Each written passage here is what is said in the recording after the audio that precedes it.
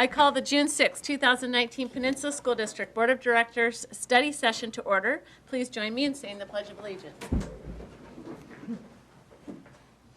I pledge allegiance to the flag of the United States of America and to the republic for which it stands, one nation under God, indivisible, with liberty and justice for all. Thank you very much. Okay, are there any changes to the agenda? Is there a motion to approve the agenda? I'll make the motion to approve the agenda. Is there a second? I'll second. It's been moved by Leslie and seconded by Lori to approve the agenda. All in favor say aye. Aye. All opposed? The agenda has been approved. Is there any discussion on the consent agenda prior to the vote? Is there a motion to approve the consent agenda? So moved. Is there a second? I'll second. It has been moved by David and seconded by Leslie to approve the consent agenda. All in favor say aye. Aye. All opposed? The agenda has been approved. We'll now move into our study session, 5.1 capital projects. Thank you, Madam President. I'd like to introduce the first topic, 5.1 under capital projects. You may recall that we will be presenting to you once a month in terms of a capital projects update. And when I say we, we'll have our Green Gasaway and Mr. Jeff Green will be presenting. We also have with us this evening our architects, and part of this will be presenting to you kind of where we are in the process and the next steps. I want to say just a few words in a sense of guidance on where we are. And I've been teasing them that I actually have been very good about not trying to start designing the building and getting sucked in, but it's very tempting. And the reason I say that Patrick says it's only so-so. But I say that because what you're going to see tonight is progress on each of the, you saw a rendering of school number 10. You're now going to see drawings and conceptual places on the other three schools. And we're going to try to explain that in a sense of these are works in progress. And while the temptation is to start going to the place of I like it left to right, or I like it right to left, or up and down, or could you reverse this, the guidance is not to do that if you can resist. That they would certainly like to know if there's something really glaring to you that jumps out that would be a major miss in your opinion. But by and large, what you're going to say, even in the three schools in the progress, is the difference between those three and where they are, and they'll explain some of the thoughts. So an example of that, and not to spoil their thunder, but would be last Friday at 5 o'clock, the board approved the purchase of the additional property at Evergreen. You'll actually see that in a drawing this evening conceptually of how that plays out. But I can also say that from Friday night at 5 o'clock until now doesn't have all of the elements worked out. So they're trying to explain to us and to our community where we are and the concepts that are emerging from all the work that's been done. So in a way, it's an invitation for the board to offer any broad comments, but really, I guess I'm also trying to say to resist, if you may, trying to say, okay, could we move this blue piece from here to there, and say, not yet. We will continue to try to make sure that what comes to you for a vote or a decision has been worked through with you previously, where you would have the chance to challenge or question or get additional information. But that's a nice way of saying tonight you're going to be tempted. I know you are, just because there's some really great progress that's being made, and it's starting to take shape. But at the same time, it's really not ready yet for some of the vetting of, if you look at scheme 5 versus 6, and in your mind says, I really like 6. I'm going to ask you to hold off because there are still things in the works with all the agencies and the rules and the consultants that are working with us to help that shape up. So on that note, I really invite Mr. Jeff Green and friends to present and update us in June, which is a little more than 100 days since the bond issue was approved. Jesse, do it. Yeah. David. So there's Superintendent Jarvis and members of the board. Again, it's a pleasure to be here in front of you, and we have a lot of people tonight. So we actually have a long kind of report, and at the end, it'll get more interesting. So we remain under budget and ahead of schedule. Great way to start. I love it.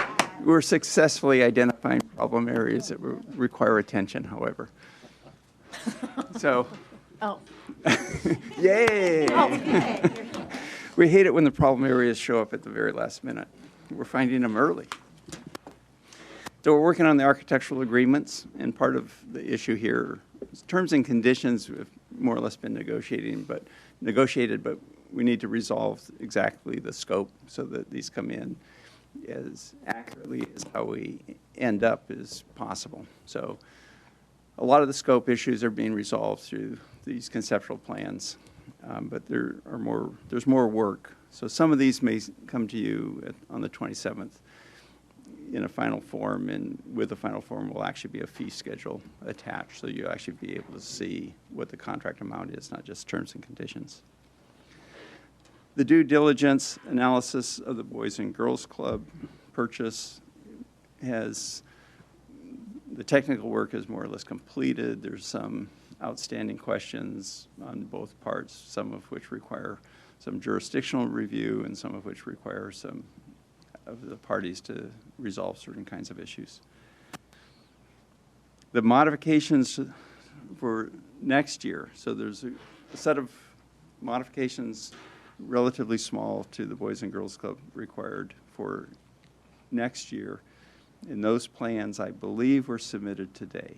So I don't have confirmation, but when I talked to my office in mid-afternoon, they were expecting them to get submitted. And Brian, you may want to, you've had some discussions with jurisdictions in the last day or two. Patrick? Patrick or Brian? I'm sorry, Patrick. What did I call you, Brian? Brian. I'm like, Brian's over here. Great. Well, Brian, you may actually know if the documents got submitted today. They did get submitted today. All right, so there you are. Okay. So they have been submitted. Yeah, Patrick. Don't confuse me. I'm going to have enough trouble. Patrick, as far as the work for next year, you've been out working with district staff. Maybe you can give the board an update. On the tenant improvement? Tenant improvements and the other adjustments as far as ordering equipment, getting people oriented to the building. All right, so we are advertising for the tenant improvement starting today. And we will be able to open those bids, I believe, on June 20th. We have to do 2 advertisements, one today, one next Thursday. That's on school 10. 10. Okay. Yeah. Okay. Did I screw that up? No, No, I no. just wanted to clarify It'd be about, yes, say 10.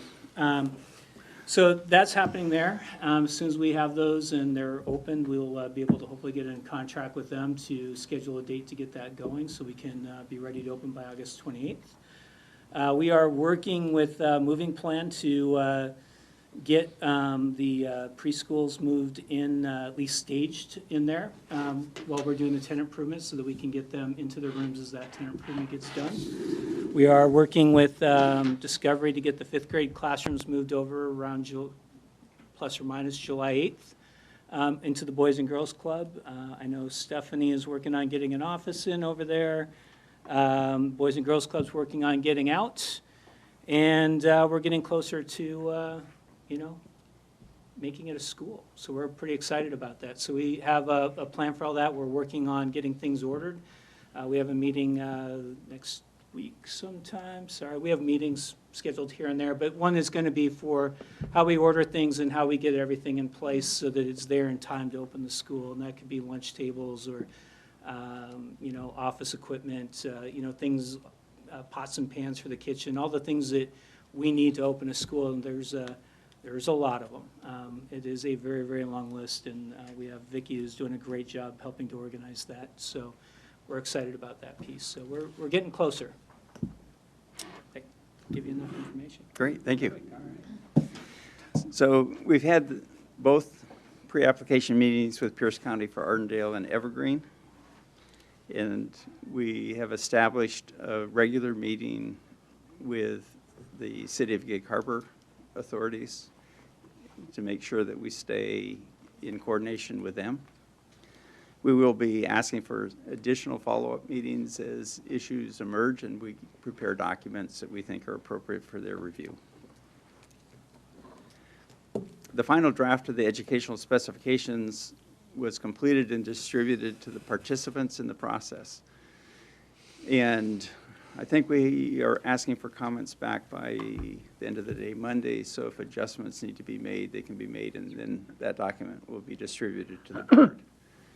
So we will brief you on it after it gets distributed to you on what we think some of the issues are that are important in that document. But it currently is guiding our development of these schemes at all 4 of our elementary schools. And in the document is actually a summary of the area we intend school by school. So we are hiring additional consultants. Some of these were planned, and some will require your approval.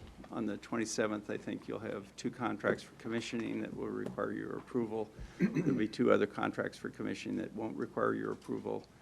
We're working on value analysis process to get that worked out. Hopefully, we may have that ready for you on the 27th as well. We're not sure of the cost on that at the moment.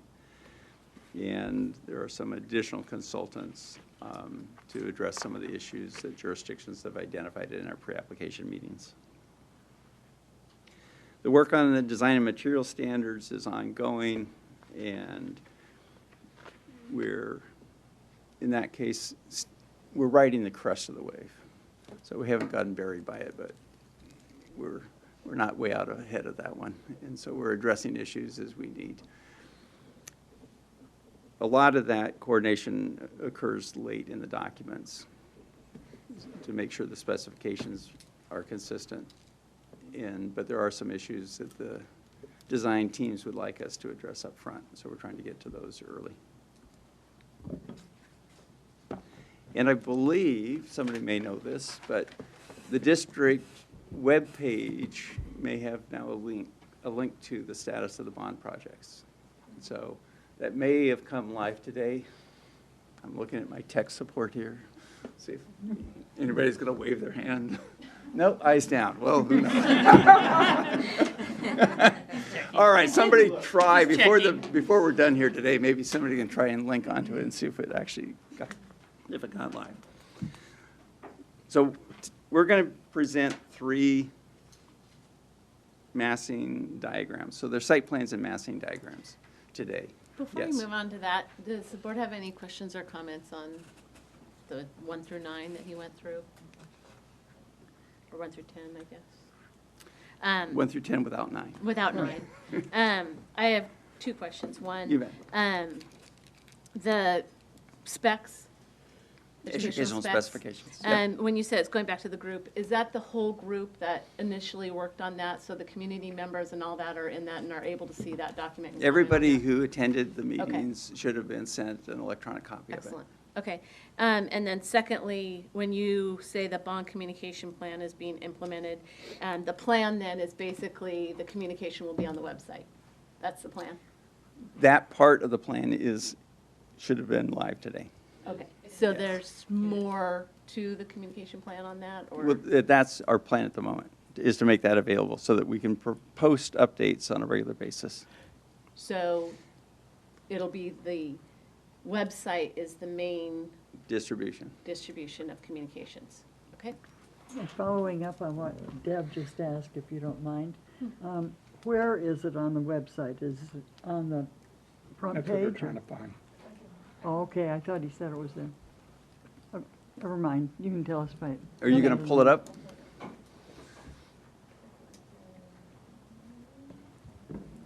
Okay, so as you progress with that, I know. we'll get started on our, Okay, yeah, move on Okay. to that, so thank you for that. Don't change the. It's okay. So we have 3 plans. We previously brought to you a plan for elementary 10. And at that time, I told you that was not what we intended to bring to you on the other plans. So that was far more refined than a site plan concept in a massing diagram. And so these will be site plan and massing diagrams as we had initially intended them.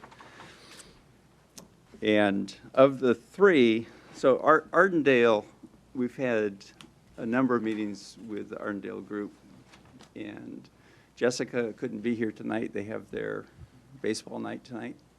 So, in fact, Brian and his son will be leaving as soon as they're done with their report to go to that. So, but that plan, we basically worked through a lot of the issues, and we've more or less settled on a scheme that appears to meet the jurisdictional requirements and the site-based group's intent. The other 2 schemes, Evergreen Elementary, you'll be seeing 2 schemes on a site that you just authorized the purchase on Friday night. And so we actually haven't shown those to the site-based group, and we have a meeting scheduled next week, I believe Wednesday night, to show them for the first time. And the purchase of the site allows some schemes that are somewhat different than what they've seen before. So one of the schemes, the 2-story scheme, they've seen before, because that was all we could do on the site previous to the purchase of this additional property. But now with the additional property, we can offer a 1-story scheme as well. So we'll be going through both of those with the site-based group, and then coming back, we'll have a recommendation or a settlement on how we're going to move forward, which we'll let the board know. And on elementary 9, we've been working through a couple of schemes. There are jurisdictional issues that we're trying to make sure that we're in conformance with, and so that scheme is still somewhat in flux. It's not resolved yet, and we had a really good 2-hour meeting today where we worked through a lot of the issues, and I think we know what we would like to propose to the jurisdiction, but we still need to get in with some documentation to the jurisdiction and make sure that we're in conformance with their interpretation of their codes. But we'll start today. I think we'll just go through in the order that we have with the presentation. We incorporated all into an PowerPoint that Integris prepared, but we'll have both architects speak to their schools. But we'll start with Rebecca. Hello. Thank you for the opportunity to share development on elementary school number 9 and Ardendale Elementary School. Most of you, I think I've met before. I'm Rebecca Bayback with Integris Architecture, and I'm very excited to be here tonight with you. My clicker does work. We've heard the agenda of what we're going to cover, and I just wanted to just pause for a moment on the guiding principles, which was developed through all the good work of the Facilities Planning Committee back in 2017, 2018. And I just wanted to let everyone know that we are bringing all of that good work forward. And it definitely informed the work that we did with the educational specifications, and it is continuing to inform the work that we're doing as we develop these buildings. And we bring these forward at all of our meetings just as touchstones as we're giving feedback to do it in the context of these guiding principles. Art walked us through where we are in the process, so I'm not going to spend a lot of time talking about the design process, but I do have it listed for you to reference as we regularly update you on the progress of the projects. To begin with Ardendale Elementary School, as you're well aware, we have a wonderful school on the site at the moment, and so we have students that we need to make sure we support their quality of learning while we go through the transition of building the new school on the site.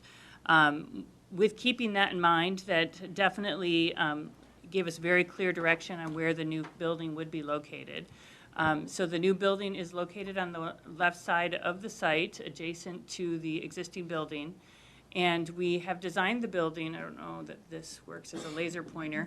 The red area is the admin, and that'll be consistent in the next 2 with both schools that you'll be looking at first. And the entry for, just stand up and point if that's okay.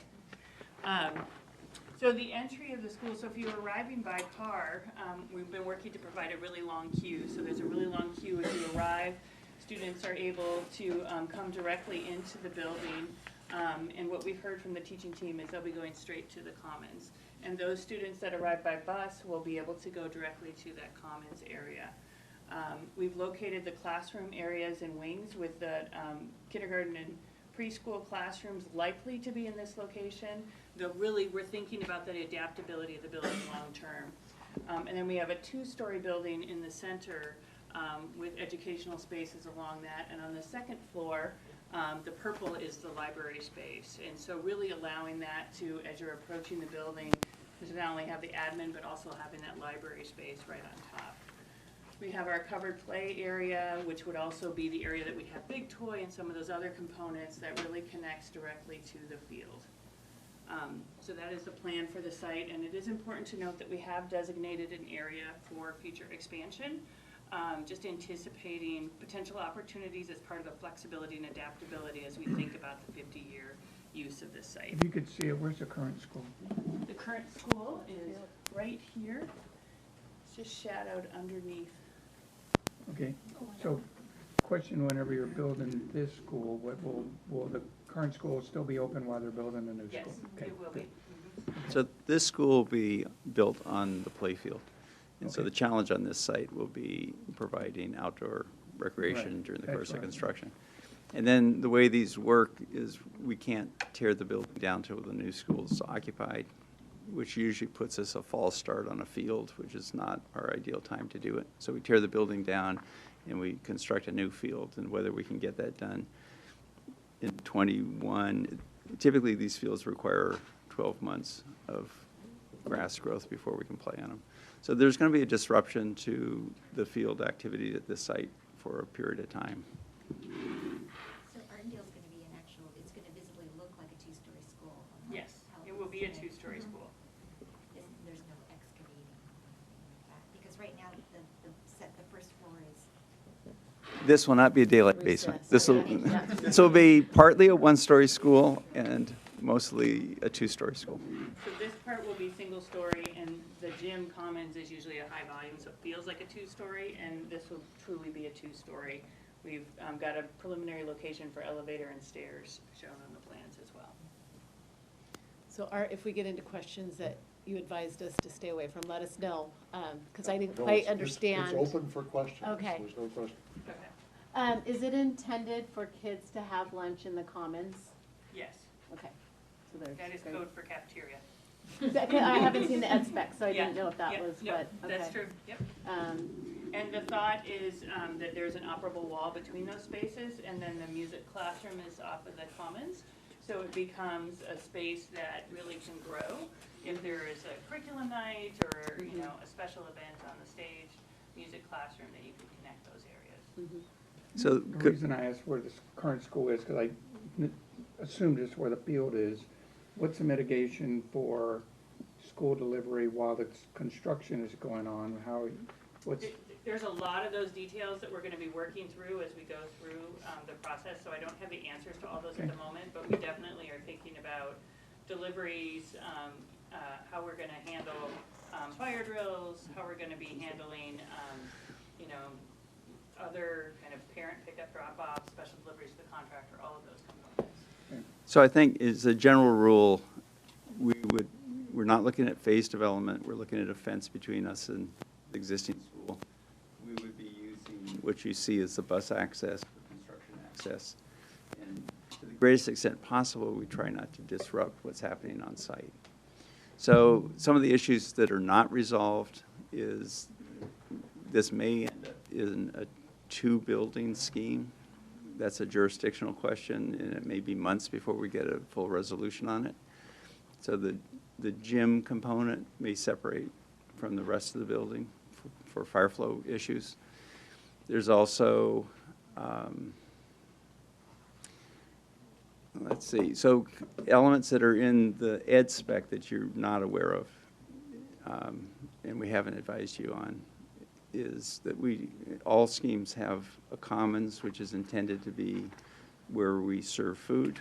So they'll have a more sophisticated more sophisticated kitchen than we're used to, adjacent to a commons. They all have a covered play in the program, which is a component that exists in some cases, but not all cases of our facilities. And they all have these, if you see, there's kind of a gapped tooth approach in the layout. And those are flex spaces that allow a more differentiated teaching with additional parent or staff involvement, so, or independent study. We're still getting 30 classrooms though, right? Yes. We are getting 30 classrooms. I believe the copy you have, they're all numbered, Yeah. but it may be But we small. can't necessarily read them.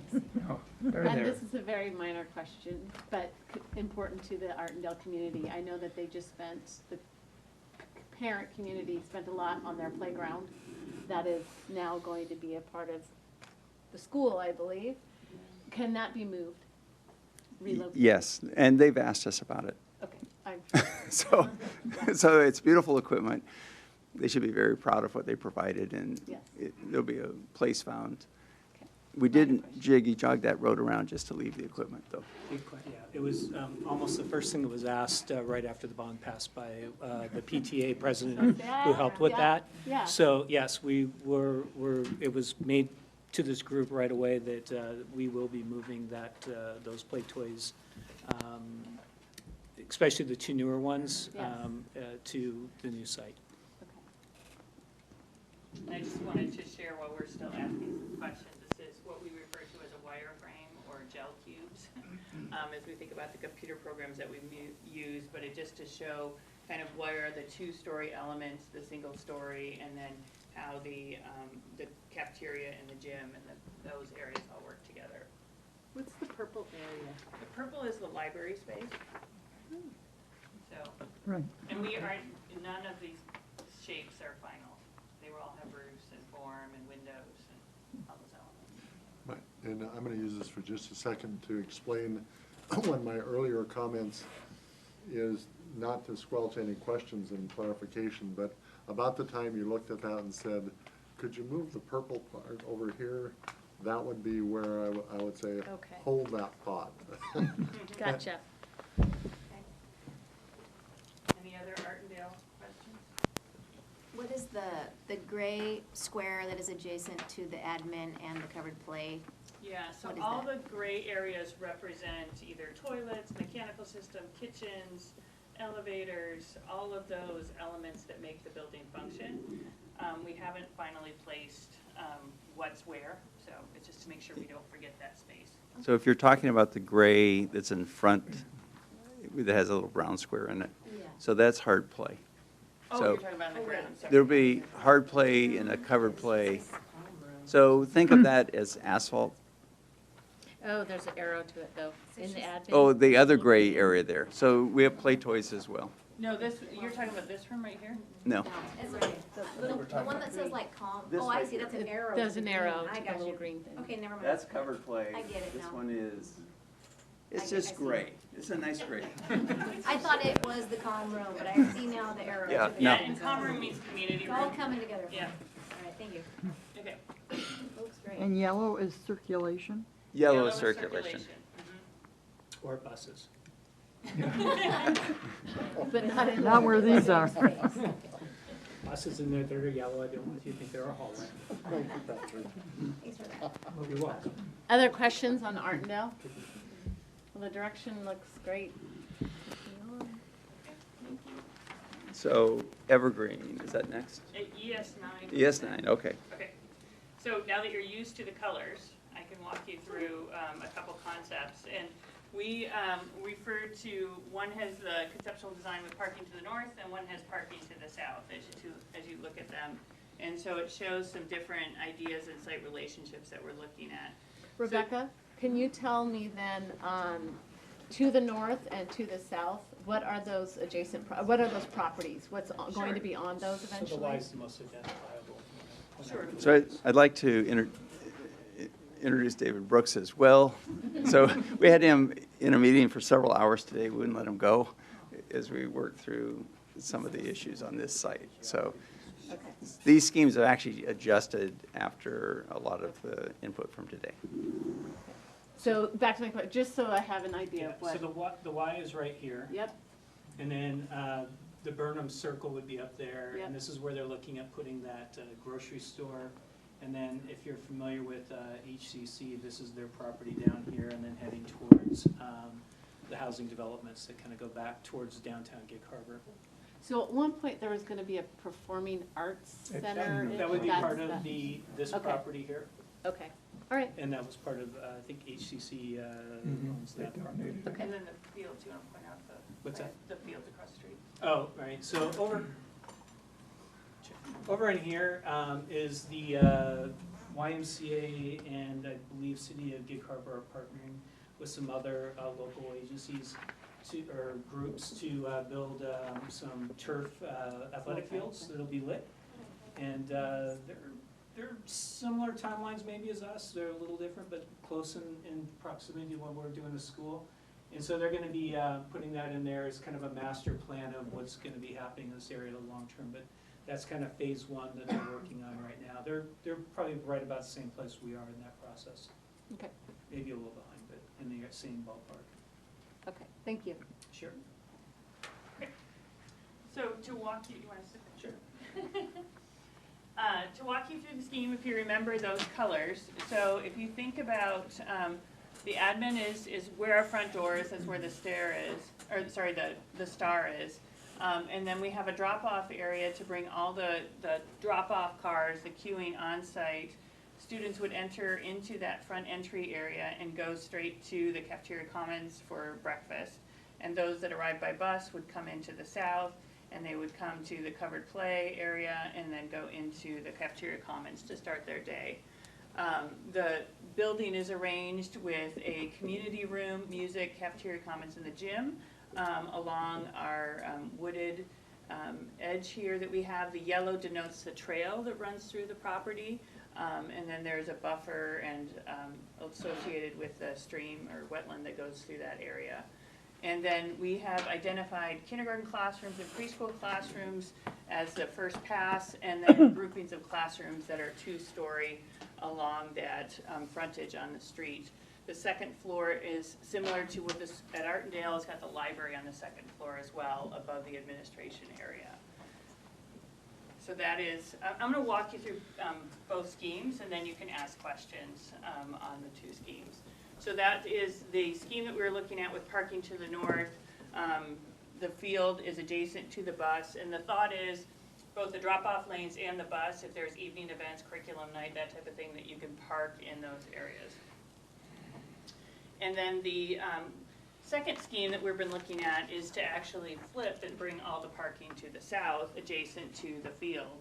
And how this one would work is that you'd still have a long drop-off, everyone would come in by the red square, if they're dropped off by car. Similarly, we have the community room near the admin area, but instead of being in the back corner, it's now down on the frontage of the space. We brought the cafeteria and the gym right to the front of the site, really thinking about the after-hour use of those spaces and having that right up front. Students arriving by bus would come directly into the cafeteria commons, and then the classrooms are a two-story wrap and have the views out towards the trees. We've got the library above these classrooms here in the corner, providing really nice views across the play areas out towards the fields.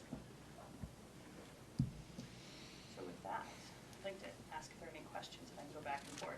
Yes? Question about the trail. The little yellow dot, is that what that is? Mm-hmm. Who belongs to the trail? Who owns it? It's an easement on this school district's property.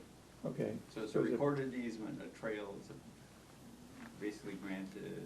So It's during school days, who has access to the trail? the Anybody? public, yes, Well, okay, will there be a fence between that and the school? yes. Okay, just curious, what kind of So egress? we is it? believe there's a vertical elevation issue that'll help, but, and there's, right now it's heavily wooded, you can't actually walk through there. But Okay. we think eventually the school site is fenced that separates it between the trail and the school, Okay. so.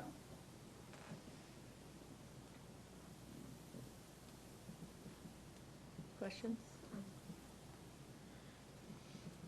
my initial question and why I asked who's on each end of our schools, I know I talked to the development where the stores are all going to be, and I don't know where they are with that now, but I know that they knew the school would potentially be going there, so when they thought about the stores that would be back there, they would be more kid-friendly, so they were not going to have the local tavern or whatever butting up against our school, so I appreciated that. But on the other end, I know it was presented to the board several years ago about if the facility does go in and there's the church or the performing arts center or whatever, that they could capitalize on using some of our parking, vice versa, if we needed that extra parking for our schools for our bigger events, that there was some consideration for that, so. Yeah, and that would lead you to think that this would be a better respond to that, partnership. Yeah, I agree. Wait till- I just like the other design better. I'm not supposed to say that, am I? No, we have to wait till the next board meeting. Sorry. But we just spent 2 hours picking both schemes apart, and so we've got a lot Okay. of ideas going through our heads that'll refine them, so. Any other comments? I think a question on all design schools, for the designs. And I know a lot of it probably comes in with materials and all of that, but what are the things you're thinking about right now in terms of safety in the design of it? Yeah, so as we think about safety, it's always about knowing who's on your campus Mhm. and how they get into the areas where the students are gonna be flowing freely. On this site, that is definitely thinking about the internal circulation around the building. And it's also thinking about what is that, once the school day starts, what is that entry point, and is there a secure vestibule that everyone, once the school day has started, they have to go through the office and sign in. It's also thinking about what is the relationship of play, and how do we make sure that you can easily supervise that and minimize your staffing expectations around that. There's a lot of landscaping elements that are not shown, and those are always something we think about in making sure that we have clear visibility between that 3 and 7 foot range, so that we can always see individuals as they're looking out there. So those are just the start of some of the things that we think about. We do have some extended conversations, just really understanding what are the threats, and they're unique at every school. And the threats are not limited to who's on campus. There's other threats that we need to be thinking about, natural disasters, some other considerations. The trail is definitely a unique element on this site that we don't obviously have on Artendale. So we'll be talking through all of that with the district leadership as we go through. With that vein, the egress areas, are you gonna have like quick lockdowns for those, like designed into the building? That's all part of the district standards that are being fleshed out, and that's often what we see, but we haven't got to that. So in the ed spec, it talks about a secure vestibule that during most of the day requires people to enter through the office itself. So you wouldn't be able to go through the vestibule into the school without entering into the office and checking in. There'd be fewer exits. We anticipate that we'd have a lockdown system that locks the building down. So some of that will come in the design material standards. Some of it's already written into the ed spec. This site will be somewhat unique because it has opportunity for walking to school, which is an issue I think the district will have to develop protocols for. As we see it initially, there aren't good eyes on the path. So the path is a public access that we can't block off, and is not where we would see normally that districts would be comfortable with students walking unsupervised. And so we think there'd be a separation, initially at least. In the area to the right, as you look at it, is a wetland that's going to be a wetland. It's a basically permanent forested area. And so it has on the other side of that wetland, it has a residential area. But there'll be some interesting things on this site just because of the number of students that are within walking distance is exactly how those procedures get worked out. I'm just gonna say for just starting out. I'm so impressed with the thoughtfulness that you've already put in to the projects in the school, so I'm really excited to see, as we move forward, all the things that you're gonna be considering and adding. I knew this took a lot of work, and, but I'm really impressed by it. I'm very excited. So Rebecca added into the ed spec a crossing guard closet in anticipation that we may need one eventually. Rebecca, on this, either one of these designs for School 9, like you did for Artendale, is there any thought about expansion, future expansion for this school? You want to answer that one? Rebecca hasn't seen this yet, but I'm redrafting her contract and asking for the ability to expand on most of these sites. So we haven't thought as clearly here about where the expansion may be, but in general, we add impervious area over time, and we should anticipate that. Once we decide on which scheme, we'll be getting into some of those items, but yeah, we are So anticipating if- growth. With anticipation of growth, and I can't believe I'm going to even ask this, but if we had to put portables on a site. Jeff's like taking the mic back. We are talking about expansion, additions, but we are not talking about portables at this point. Very good. Any other comments? Okay. I would just add, in the 3 meetings in the last 3 weeks, just appreciate the responsiveness to the conversations. We've added both Artendale and number 9 conversations at the same time, so it's great to have that conversation with Jessica at Artendale. Good perspective in terms of thinking about safety and just another set of eyes looking at it from the school's perspective. And just in the 3 weeks and 3 different sets of diagrams, it's neat to see the transformation and process. So it's pretty exciting. Yeah, I think it's been very helpful with the 2 principals working together and having a virtual community and a real community to interact with. And David is a wonderful set of eyes and great perspective, as is Jessica. So it's been a really fun process, and it's been evolving very rapidly. Okay. Thank you. Any other? Yeah, just one question. Sure. Because these 2 drawings they're awesome. I love them both. They're obviously very different from each other. So what will drive the train on which direction you go? Is it driven by the property itself and the things you're encountering, or just opinions of? A little bit, go ahead. So one is, there's continued discussion with the principals on what they see would be best. If you go back to the guiding principles, those are supposed to be the filters that we drive through. And one of the most important principle is what's best for students. And so that's the primary filter, is which scheme do we think is best for the development of our students. That being said, they have to conform to regulatory requirements and provide community access as well. So there are other filters that it gets driven through. And it may be there's multiple schemes that will survive all the filters, and that'll come back then to the board for your input. There may be only one scheme that survives all the filters, and that'll come back with a report as to why that scheme is the only one that survived. Okay, thank you. All right. On to Evergreen. Yeah, let's look at Evergreen. All right, well, thank you for having me again. It was good to talk to you about Elementary 10 a couple weeks ago. And thanks to Jeff and Rebecca for capturing some of the responses to the global questions that will be consistent to a lot of these projects. So now that you're familiar with the colors, we're going to change them on you. So we had to do the 2 together. Yeah.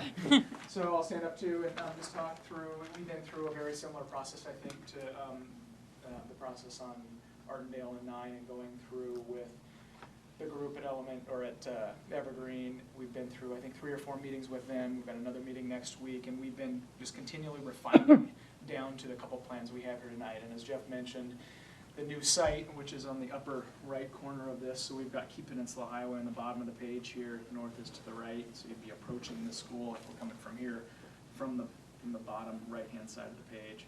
But this parcel to the upper right is that new parcel that you discussed last Friday. So the group that we've been working with at Evergreen has not seen this yet, but we'll be bringing these to them next week. Although they have seen a lot of the relationships that we are showing on here, so we just moved them. One of the things that this site, one of the challenges with this site is that it's very tight, and some of the questions that were asked about how to deal with an occupied site, which this will be during construction, are exaggerated on this site because it is so tight. So having this extra property is a really big advantage to us, and I think, well, to us, to them, during the course of construction. So we hope that they can maintain a lot of the area that they currently use for, of course, education purposes and recess and play area during construction. But as Rebecca said, a lot of those details yet to be fleshed out. So looking at just the overall site development, we've got two schemes to show here. One would be a two-story scheme and one's a one-story scheme. I think Jeff mentioned that this additional property has allowed us to look at a one-story scheme. We couldn't fit that before. We don't know yet what the right direction there is yet, but we wanted to study both. So a lot of the same elements. The main difference with this program as compared with the other ones is the fewer classrooms. So we have a total of 19 classrooms in this program rather than 30. So site elements, we've got main site entry off of Keep Peninsula Highway for vehicles and for buses. We've got one street frontage on this one. And because the existing building is on the south side of the site, you know, we're putting most of the site development on the north end of the site, trying to create as extensive of a drop-off lane for parents as possible. Of course, here we want to definitely keep vehicles off of the highway from a safety standpoint because there's a lot of pretty fast traffic along that road. So here we've got, again, trying to maximize that drop-off lane, have some parking stalls in there, and then a bus drop-off lane as well, where we might have overflow parking for other event, large event. We've got into the building. One of the things that we heard pretty clearly as we've been refining this plan is that the commons area is really important to this group. They don't have a space quite like this now, and so it's been kind of affectionately referred to as the living room for them. One of the reasons that we're showing it is the same color, so you can't read the text here, but it's kind of this yellow color in the middle. As the same color as the circulation is that in their as they've been envisioning this, as you come into a very welcoming living room type space that would be used for lunch, used for large gathering, used for any number of things. So potentially would be open onto the corridor, maybe not. We still have to work through those details, but the idea that it is right in front and center, right in the middle of the building as you come in to that main entry. One of the things that has led us to is the potential to study where we have this relationship between commons, gym, music, and those wanting to open up to each other. So for large gathering assemblies and things that you can take advantage of that full space, is the potential of putting the music on the other side of the gym, which is a little bit less typical, but it allows the music room still to have opening onto a large space, exterior windows, and then that commons area being more centralized in the building. So some details still to work out there, but that relationship looks a little bit different than what we saw in the last couple of plans. Admin is kind of the green color here, so that, of course, right at the front door where you come through a secure vestibule and then into the rest of the school from there. The blue space here is the preschool area. Hearing comments about that wants to be easy access for morning and afternoon pickup drop-off. And then the lighter green color on the end here, the community room. So having easy after-hours access or even during the day access where it doesn't need to be buried back in the school. In this case, this is the two-story scheme. We are showing the library on the first floor. We've got two-story classroom wings with the flex area in them. So the blue spaces are classrooms, and then the beige color is the flex or shared areas, similar to, I think Jeff mentioned, referred to them as the missing teeth or something like that in the other schemes. And so those would be those flex areas that would be open onto each of the... It's supposed to be the python. Each of the python. Each of the other classrooms. That library then would open up onto a courtyard formed by the two classroom wings. So What we're aiming at with this one is that every classroom has the ability to access into a shared courtyard space. The library would look out onto there, so providing some pretty equal and consistent views from each of those classrooms. We have the kitchen and support space up front.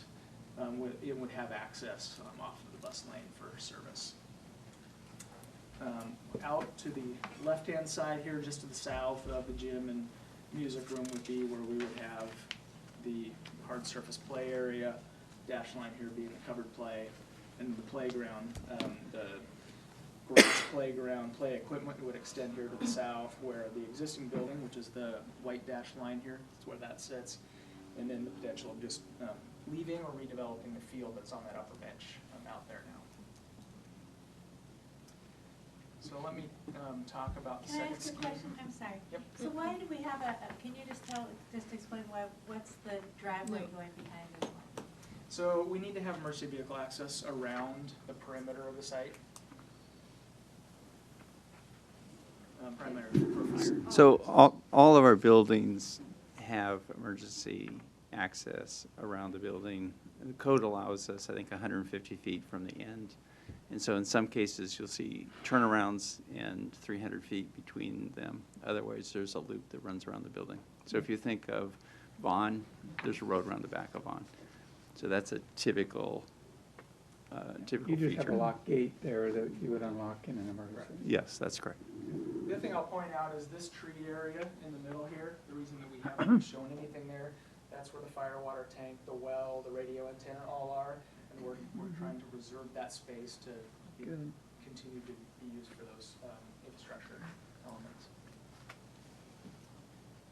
So slightly different massing diagram here, but just to kind of give you a sense of overall scale, where we've got those high volume spaces like the gymnasium, some lower volume spaces, where we've got one-story classroom on each end, and then those classroom wings going off of the back side of the building would be two-story in this case.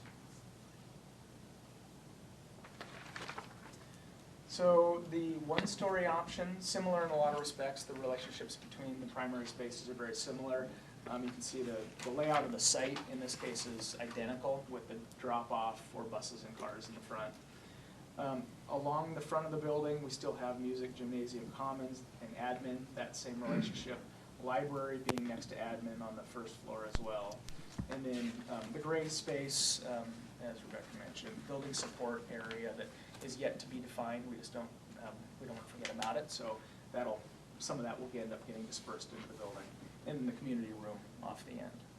So in this case, we've got 3 classroom wings. They look a little bit different than the last one. So there's 6 classrooms per wing, as opposed to the 4 per floor in the last scheme. The flex area is slightly different, different size. What we're trying to do is to give smaller pods of 3 classrooms access to that shared area in each space, because likely each one of those, each shared area and each grouping of 3 is a grade in this case. So the rest of the site's pretty much the same. Any questions on 2 schemes for Evergreen? I guess I'll show really quickly the other massing. So very similar in the front of the building, because we have the gym and some of those higher volume spaces in the front, but one-story classroom wings that would extend up. So, I guess one question will be, what will drive the decision on whether to go with the one-story version or the second 2-story version? And then the other question would be, when this is complete and the other school is torn down, and will the children in the future plan then be for the kids to be able to run over here and play all over there during recess? You know, that's the plan, right? Correct. Okay, so where will they play in the meantime? In the meantime, so if we do build on this side of the site, they likely still have access to Oh, the that was, field they have. oh yeah, that was a stupid question, Yep. sorry. So, Take it back. Okay. so part of the issue on this selection of the options is we haven't even discussed these options with the site-based group yet. They've seen the C option, but not the E option, the one-story scheme. And so we didn't want to presume that we knew what an answer would look like or a recommendation would look like before we got it to you, before we went through it with the site-based group and got their input on it.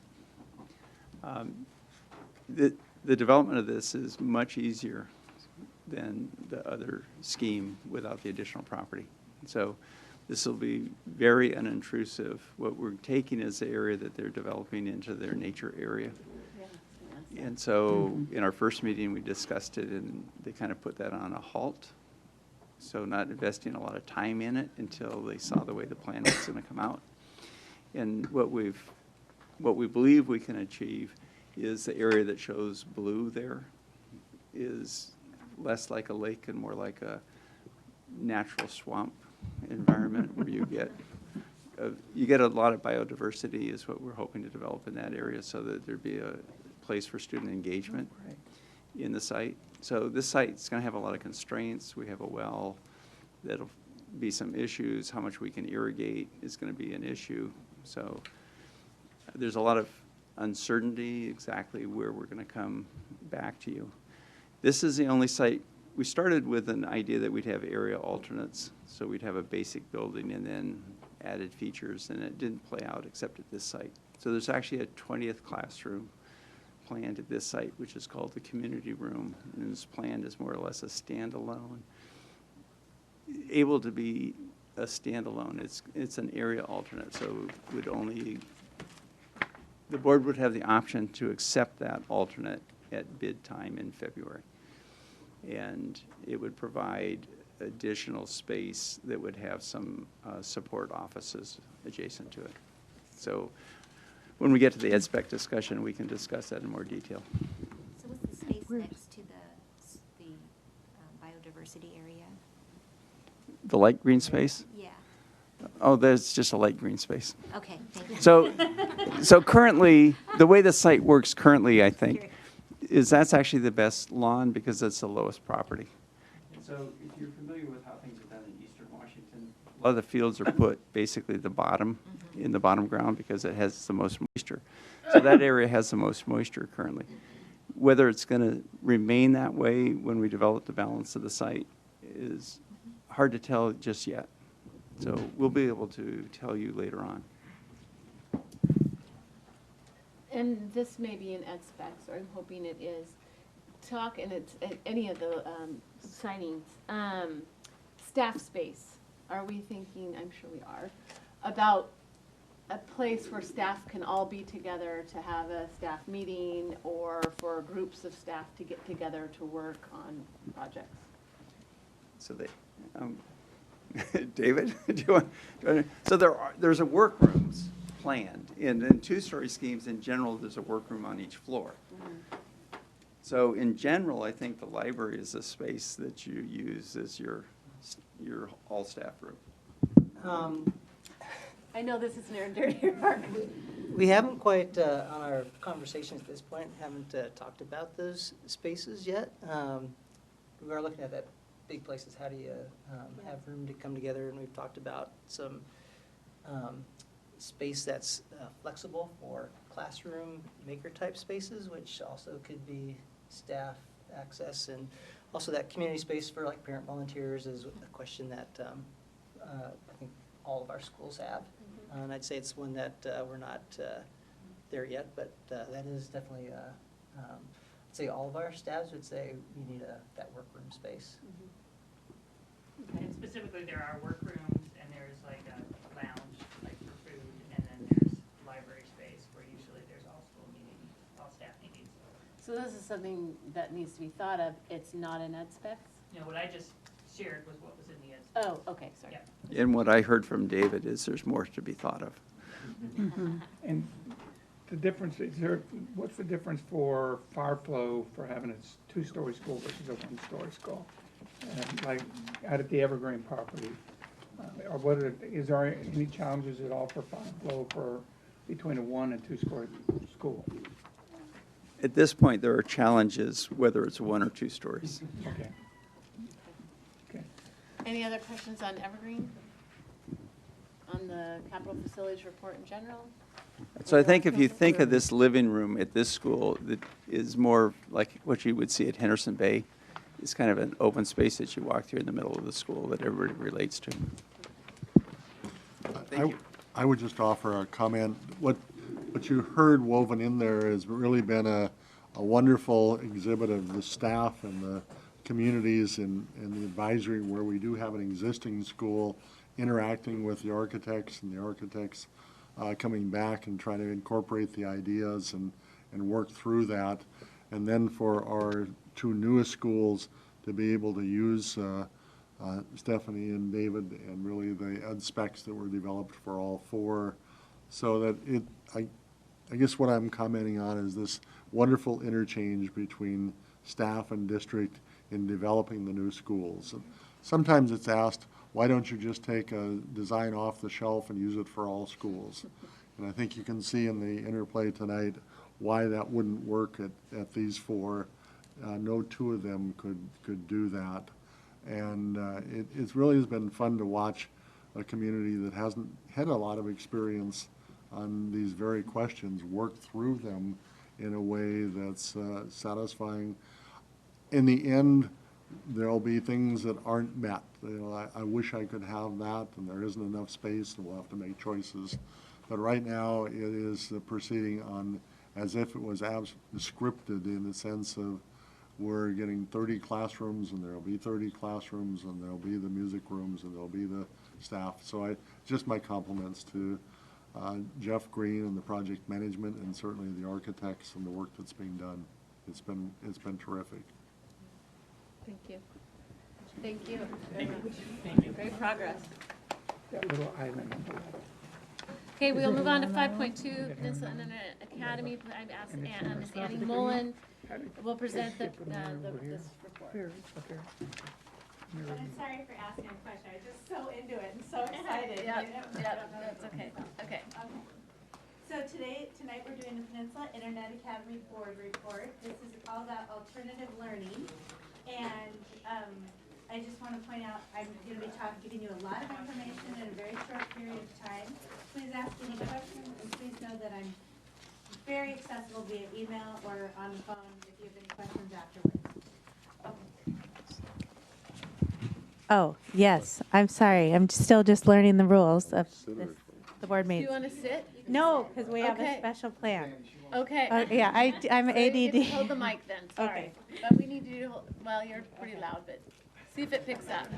Okay, need the mic. Okay. Sam. So, one of the things that I learned in teacher school is A, you don't set up competitions, B, you don't give out prizes, C, no peanuts, and we're going to be breaking all those rules tonight. So, first thing I want to know is, do you guys know how many types of alternative learning we have in the district that run under PIA? It's either 2 or 3 or 4. Leslie?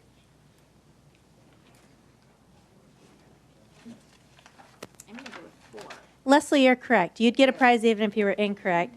But we have 4, can we see the next slide? We have 4 different types of alternative learning that run under the Peninsula Internet Academy.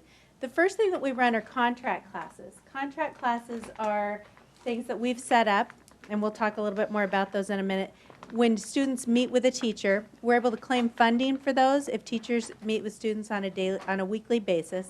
We also have online classes, which is the #1, our biggest kind of group of alternative learners. We have non-FTE classes and programs such as our Washington State History mini course, which we don't claim FTE for, but that we use our alternative learning platforms in order to help meet student needs. And we have ELL packets, which ran under Sonia Nicholson.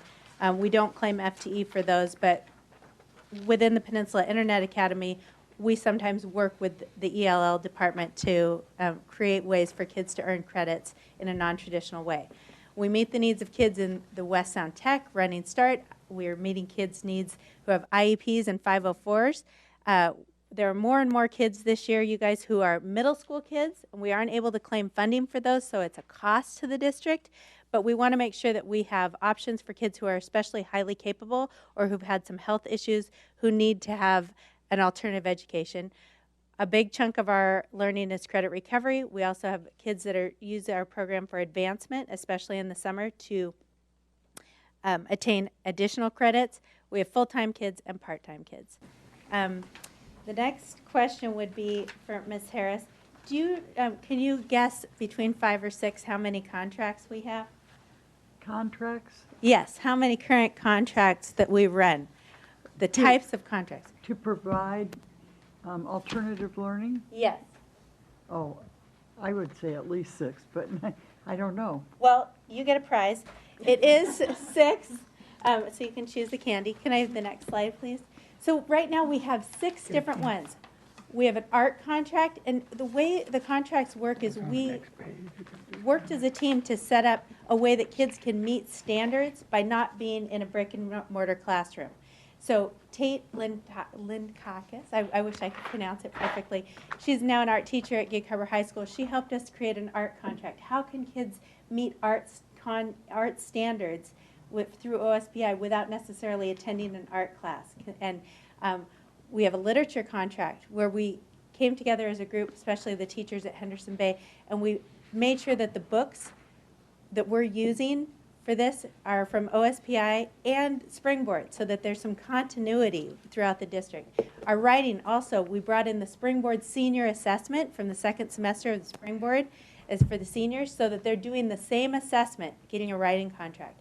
Our PE contract is very similar to our PE online class. It was created by Carol Klingon, who's a Washington State certified National Board certified PE teacher. We have a social studies contract, which was not used this year, but we do have IAC approval to do that. And then senior projects, which only kids at Henderson Bay and PIA are doing senior projects, but it's a very valuable experience. And because we run them through PIA, you guys, we're able to claim funding. So that's why it's a big deal. If we just have these kids doing them on the side without using the alternative learning environment and tracking progress, which is what our department does, we're able to claim the funding. We're able to claim the 0.5 FTE, the 0.15 FTE or the 0.17 FTE every month. So it's a money thing. But we're also meeting the needs of kids and helping them. But by running them through our program, we get to claim. Okay, David, your question for Candy is, platforms, a learning management system is the type of computer program that kids can access their classes on. Do you know how many platforms that we use? The Digital Promise says that we're only supposed to be using 1. How many do you think we're using right now? 3. 3! Oh my gosh, you're right. So Miss, can you do that? So you can have a candy too, sir. Okay, right now we're using 3 different platforms. We're using Moodle, Peak, and Schoology. It's been crazy this spring because of that. We were using Moodle. Moodle's out, right, Chris? It's dumb. So we're not using Moodle anymore. However, we wanted to, I'm going to digress. We're switching to Schoology because we want everybody on the same platform throughout the whole district. Not all classes will go into Schoology right now, so we're keeping classes in Peak. But then we found out that Japanese wouldn't go into Peak, and we had a bunch of kids who were partway through Japanese, and so we had to keep just the Japanese students studying Japanese, excuse my language, in the Moodle program. Moodle will be out next year. We will not be able to offer Japanese as a foreign language unless kids use an intra-district agreement, which we're working on, to claim that, to be able to have kids use a different platform from a different district, or they can get Japanese through BYU. And there is a very large community. It's one of our most popular foreign languages, you guys, for online, because students who have native speaking Japanese parents want their kids to learn that, and there's a large community in Gig Harbor, so it is quite a loss. We have regular and credit recovery programs, and we offer over 100 selections from foreign language to English 10B credit recovery. And like I just mentioned, we're going to be expanding to other districts' providers through shared FTE, so that's a way that we can help students who might say, I really want to study Japanese, how can you make this happen? Well, we can claim a 0.8, and you can do most of it through Peninsula, but we'll give a 0.2 to Renton and have them do it through there. So I'm working with Dusty and Karen Anderson to try to be figuring all that stuff out. I just got an email today that we'll keep banging on that. And we have year-round programs so that kids can be accessing things all through the year. Deb, do we offer summer classes? Do you know any girls that have signed up for summer classes this year? Yes, you may have a candy.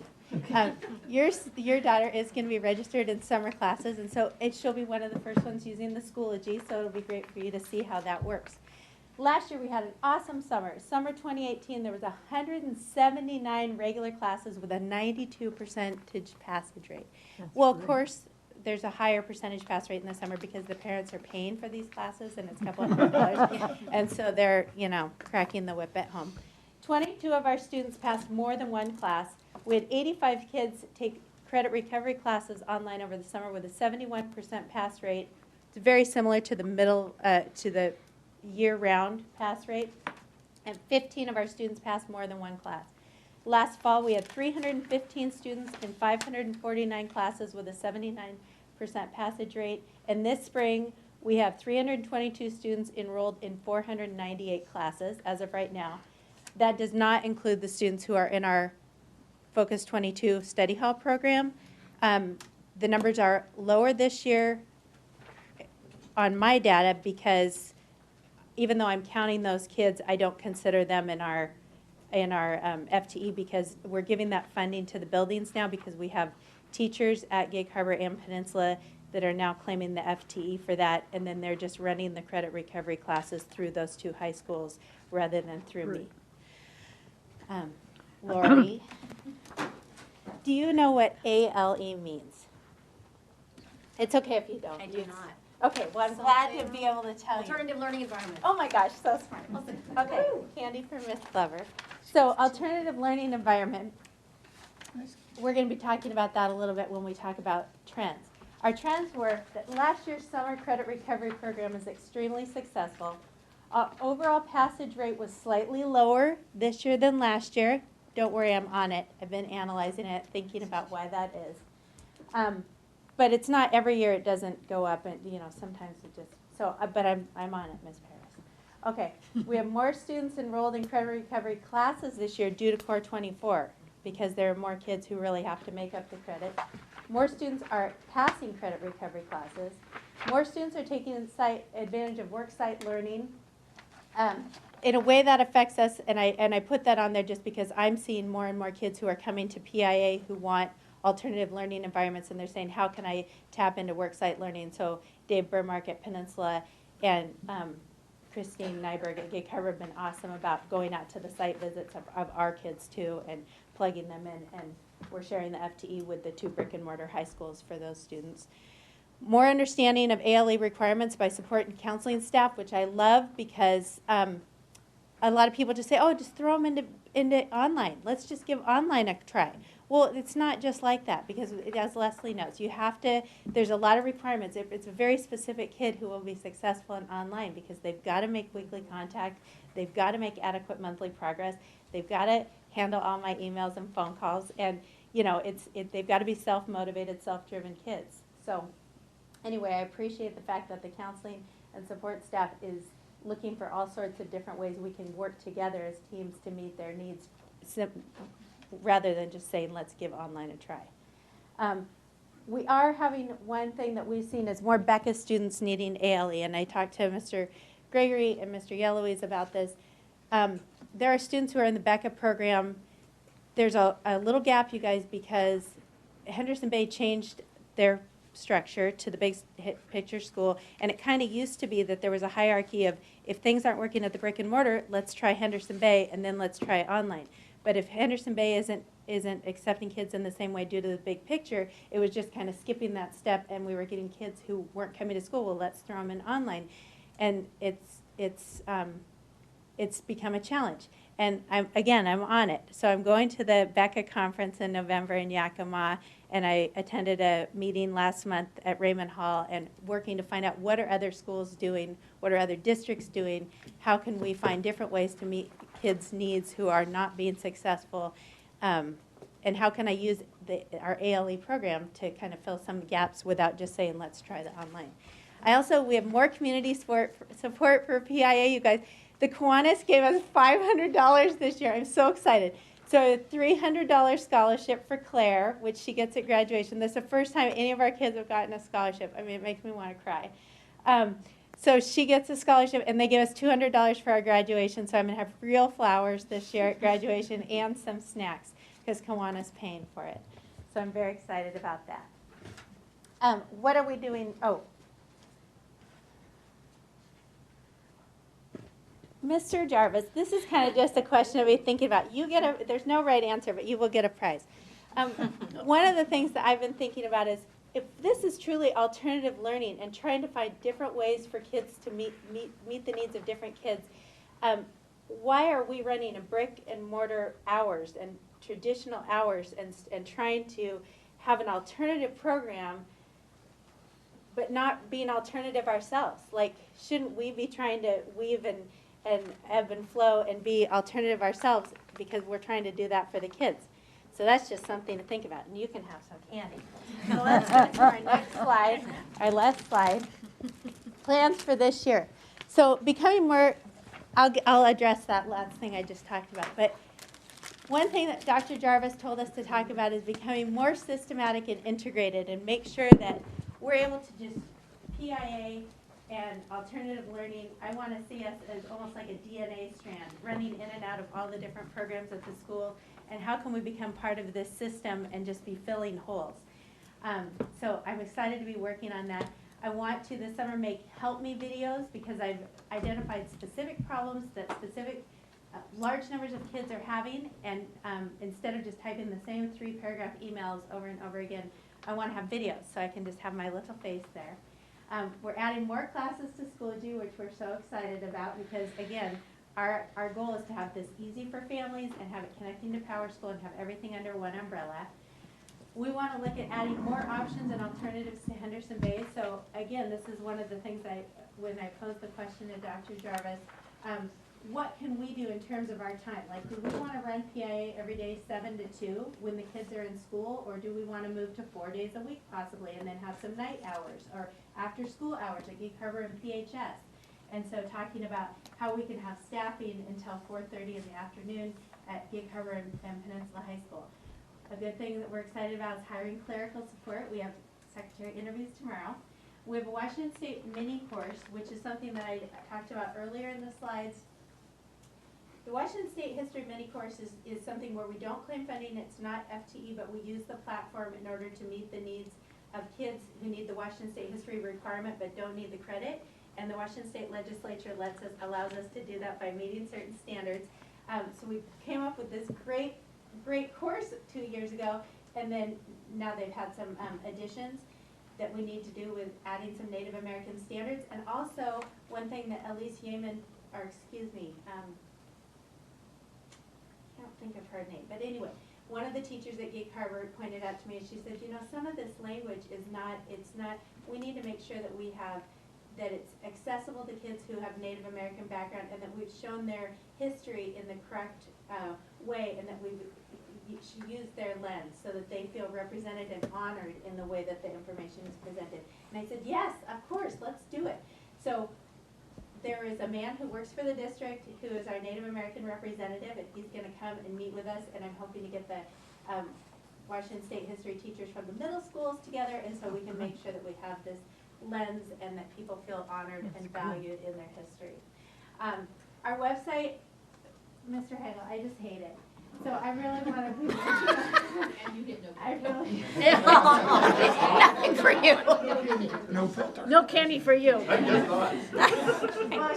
but I really want to, I have like this idea in my head that I'd love for people to be able to just go to the website and click on there and be like, this is my problem, and it would come right to me. And so I have these ideas, and I'd love to start working on that. That's one of my plans. I really, as I mentioned, want to start working on solutions to use all alternative learning in order to meet the needs of kids who are falling behind in terms of attendance. And the last thing is this whole child emotional connections.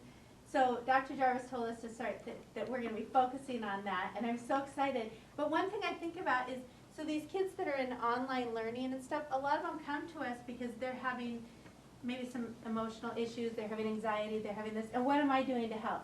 Like sticking them a computer at their house? No, not good enough. So I really want to make sure that what can I do? How can I be meeting the needs of kids, the whole child, for the kids that are PIA, even if they're at home, how can I be connecting with them more? And that's why I think our graduation is so special, you guys. Only 4 kids, well, we have 6, but one's walking at Gig Harbor and one's walking at Peninsula, but 4 of them are gonna, and the reason why is because it's Maddie Lander, her dad's the basketball coach at Gig Harbor, and then Chloe is one of the students of distinction for you know, for Peninsula. So anyway, but the other 4, I really want them to feel valued and excited, and for some of them, this will be their one big, like they might not have a wedding like we had, or big retirement 50th birthday parties at the country club and stuff that, you know, this might be their one big party. This might be their chance. And so I think that the graduation is so special, and for some of our kids, like I said, it's their night, like it's the one thing they're going to have in their lives, and I'm very excited for that. But I want to build on that. Like, what else can we do to be making emotional connections and try to feed the whole child at PIA, not just the academics. So that's it. It's a lot. Thank you. But please email me if you guys have questions or thoughts or concerns, or if you think of things I need to do better. Like you, I won't even be offended. Okay? Our new tech guy, I guess. He's great. He's great. Any questions from the board? Thank you. Thank you, that's great. Leslie, wait, I think Leslie's got a question for you, and Brooke needs candy too. Yes, of course, Miss Brooke. Chris, we need the whole thing. And you were saying that more kids or more students are enrolled in their credit recovery classes because of the Core 24. Can you give me like a percentage or a number of what that increase looks like? I can't, and the reason why I can't, I actually want to sit down because I have these crazy Yeah, ideas, no and they're worries. so cute, but it's hard to sit in. Oh, I forgot. Sorry, Dan. Oh, okay. Thank you. So we opened up this year. One of the things we said was that if anybody needs a credit recovery class, we're going to offer that free of charge as a 7th period hour. And we let kids just enroll in it and try them free of charge without, and we weren't really tracking them the same way in Power School. We're tracking the ones that are in the classes, in the Focus 22/study hall classes, and the kids who are in West Sound Tech who are taking them. But this year was kind of a pilot program with that. I will have some better data for you next year, because one of the things that I was talking to Dan about is, does it make a difference because we're offering them for free? I felt like I was noticing some kids were just saying, yeah, I'll try it, and we're paying for it, but because there was no buy-in, then they weren't really doing it. And it's not always a monetary thing, because I know that not all families can afford it, and we do want to offer free credit recovery options, as many options as possible to the public, but I'm trying to come up with a way that we can say what would be a good buy-in, a way, maybe have a meeting with Mr. Rosie or Ms. Murray or me or somebody on our staff ahead of time so that they realize we're invested. What are different ways that we can make sure that kids feel good about that? And so that's why, and I'll have better data for that next year when I start tracking it. Okay. Yes? Briefly. Oh, yes, briefly. Touch on summer credit recovery, which we expanded this summer. So one of the things we expanded this summer was offering the study hall program, that through Focus 22, kids just take as many classes as they can to try to retrieve credits during the school year in the brick and mortar setting. Last year, we started with David Millard at Gig Harbor High School and Allison Hughes at Peninsula, and they kind of ran mini study halls using the same concept over the summer, where kids could be taking these online classes at home over the summer and trying to recoup as many credits as possible. It was extremely successful, but we want to make sure that kids just aren't being plugged into online classes and getting all their credits in this way. And so there's kind of a balance there. The other thing is that one of the things we're doing differently with this year is it's actually a pilot student, very first student, is going to be, she came and said, I know I'm going to fail math, but I'm just missing these things. So her mom is meeting with, I guess that was yesterday. So her mom met with Mr. Pratt's this morning at Peninsula, and I said, have Mr. Pratt's tell me just what areas she has to work on. That way we're not using credit recovery just as this entire class and stuff, but what's the one, is it just integers or something? What's the one thing? And then we won't have an F on the transcript. We'll be able to just, it won't be retrieving the credit. It'll be saving it and almost like giving an extension to the, is that kind of what you said briefly? Okay. All right, thank you. Marcia? No, I'm great. Excuse me, great presentation. Yes, as always, enjoyable Wait, and I entertainment. did have one more. Oh, sorry. When we talk about the understanding of the ALE requirements and how we're kind of introducing the kids into the program, you can sit down if you want to, Annie. It's okay, yeah, totally. Well, no, now I'm already up. Are you, okay, all right. So I'm wondering, is there some sort of a vetting process or something that helps the council, and guide the counselors as to, you know, what are the characteristics, what are the skills that will make a student successful in this environment? Who is choosing to do it? There are, and it's, you know, kids who are and we have it written on our website, Okay. kids sign, it's very clear. The problem is that we get into, the house is on fire, we need to get the kid out, and it becomes a last ditch try thing. And so it's, although there are the best laid plans, when we get to the point where kids who are in the Becca situation, they're grasping at straws, and so it's not always the best fit, but we still want to make it work. Does that make sense? But we know that the best, the kids who are going to be the most successful are kids that are motivated and self-advocates. They're going to have to email their teachers and ask questions on their own. They're going to have to respond to adult emails. They're going to have give me their personal cell phone. Every kid has to get, you know, and I call. So it's you can't be afraid of adults or unable to communicate on an adult level. You have to be a kid who's got some confidence and some self-motivation and drive in order to be successful in these classes. And in addition, we don't have necessarily a calendar. There's no one there telling you got to do chapter 5 on this day. Kids have to set their own schedule and say, I'm going to be able to finish by this date. I give them the end date and I say monthly progress. So those are the kids that are going to be successful.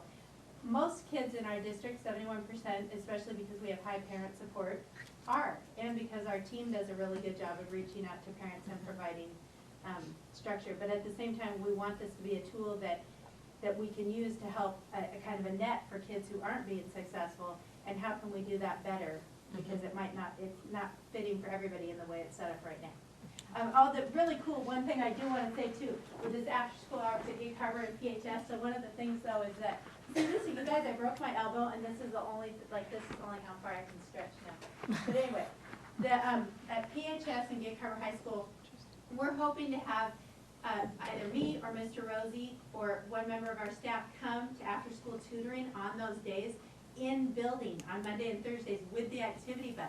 That way when kids aren't being successful, we can be meeting with them in person and we can say to the counselors, hey, have them stay after school on Monday, there's an activity bus, blah, blah, blah, blah, blah.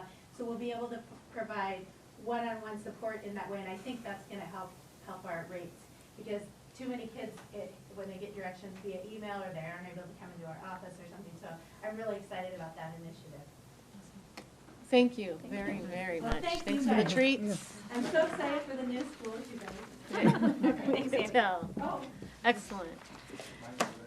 Okay, I will now ask John Helwick and Stephanie Streeter to present the potential school names and theme for elementary school number 10.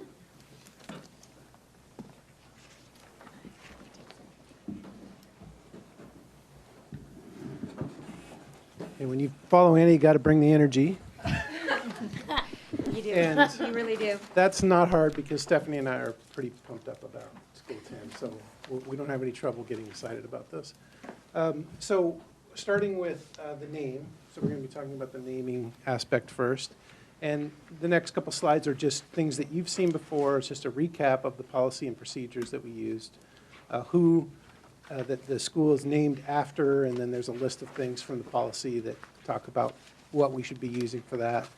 And then in the procedure, the naming committee is made up of broad community representation, and it was. We had a pretty large group made up of people from all over our district.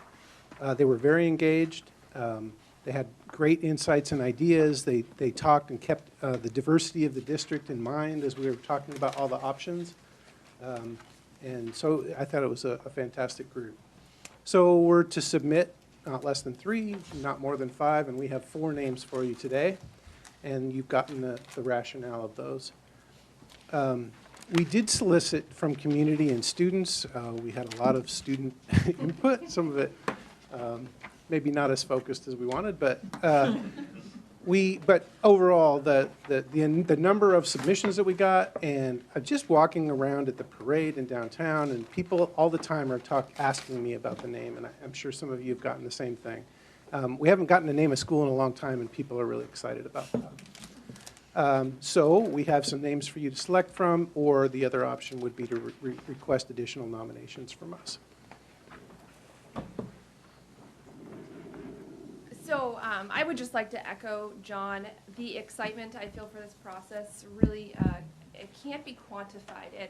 I was telling my staff this morning that the emotion of what I'm about to embark on in 2 weeks as I leave Harbor Heights hasn't yet hit me. I'm living in this kind of dream world, you know, my people over here and this dreaming phase over here, and I'm just beyond humbled continuously and grateful for this opportunity to be the planning principal for number 10, to every nitty-gritty detail and conversations about soil and slope, which I have no idea. So I'm learning tons along the way. With that being said, our initial survey went out to the community and we had over 120 names submitted. So our first meeting was to kind of take through those names and decide which ones were in line with the board policy and procedure. From that, we were able to narrow it down to 10 names that, again, we put out to a survey to the community. We tried really hard to make sure we communicated that this isn't a vote. It's not that the most votes is automatically going to win, but rather to kind of get a feel and some representation from our community in terms of what they desire and what they envision for naming this new school. Much like John said, we haven't done this in a long time, so it's an exciting process. So from those top 10 names, we had a conversation actually this past Monday down here in this room. There were some names that weren't on the original 10 list that did make the recommended 4. So we're very, very grateful for all of those participants who kind of provided their feedback. So you're looking at the 4 names that our committee is recommending to you, which are Maritime Elementary, Tualacoot Elementary, Navigator Elementary, or Round Rock Elementary. I think it's important to also note that there was some representation from the community that felt that Hugh McMillan would be a great name for our school. And after intentional conversations around board policy, that's why the name was not included on the top 10, as he is still very much alive and active in our community. So with that being said, just a quick summary of the names. I know that you have been provided with more detailed write-ups that were provided. Maritime Elementary came in because of the connection to our community. It's a culture, it's an identity of who we are, and it's reflective of that nautical theme. Tualacoot is actually the name of the tribe of the first people here in Gig Harbor. It is a band of the Puyallup tribe. And the committee felt that was a great way to honor the first people who came to Gig Harbor, and it offered an opportunity to increase our cultural diversity and partnership and opportunity with the Puyallup tribe. Yep. You heard Annie mention our Native American liaison through PSD, or our ESD, thank you, our ESD. And his name is Jason, and he was very excited when we told him that this was a possible nominated name. He did say that the Puyallup tribe would want to have some say in this, but he also didn't say that in a way of a roadblock, but he did say that he thought that would be something that would be very exciting for the tribe. And then the last one that came about was Round Rock Elementary, which is a long-standing competition. I guess it went quiet for a little while, but was resurrected in the 90s, about a competition children and adults alike could find the roundest rock they could find and submit it for a prize here in our community. And the committee felt it kind of represented some creativity and just really engaged children with interacting with their environment. So with that being said, and John stated already, we would welcome any questions. And these are the names that we are going to provide for you, and you have the floor to do what you desire. So, yeah, so with that, if you have any thoughts, comments on these names, obviously we're not making a decision tonight. I think we're just going to give general direction of, are these names something that we could choose from? But are we looking for some additional names? So if any thoughts or feedback would be great. I'm quite enchanted by all the choices. I think it's really well thought out. I think it certainly is reflective of our community. I think they're delightful. Marcia? I would agree with what Leslie said. It will be a difficult decision. And the Round Rock is the one that really surprised me. And I've seen the collection at the museum. I mean, they have a contest every year, and it's pretty cool. But I didn't realize who had created it. So that was an interesting piece of knowledge that I gained just through your process. Thank you. Lori?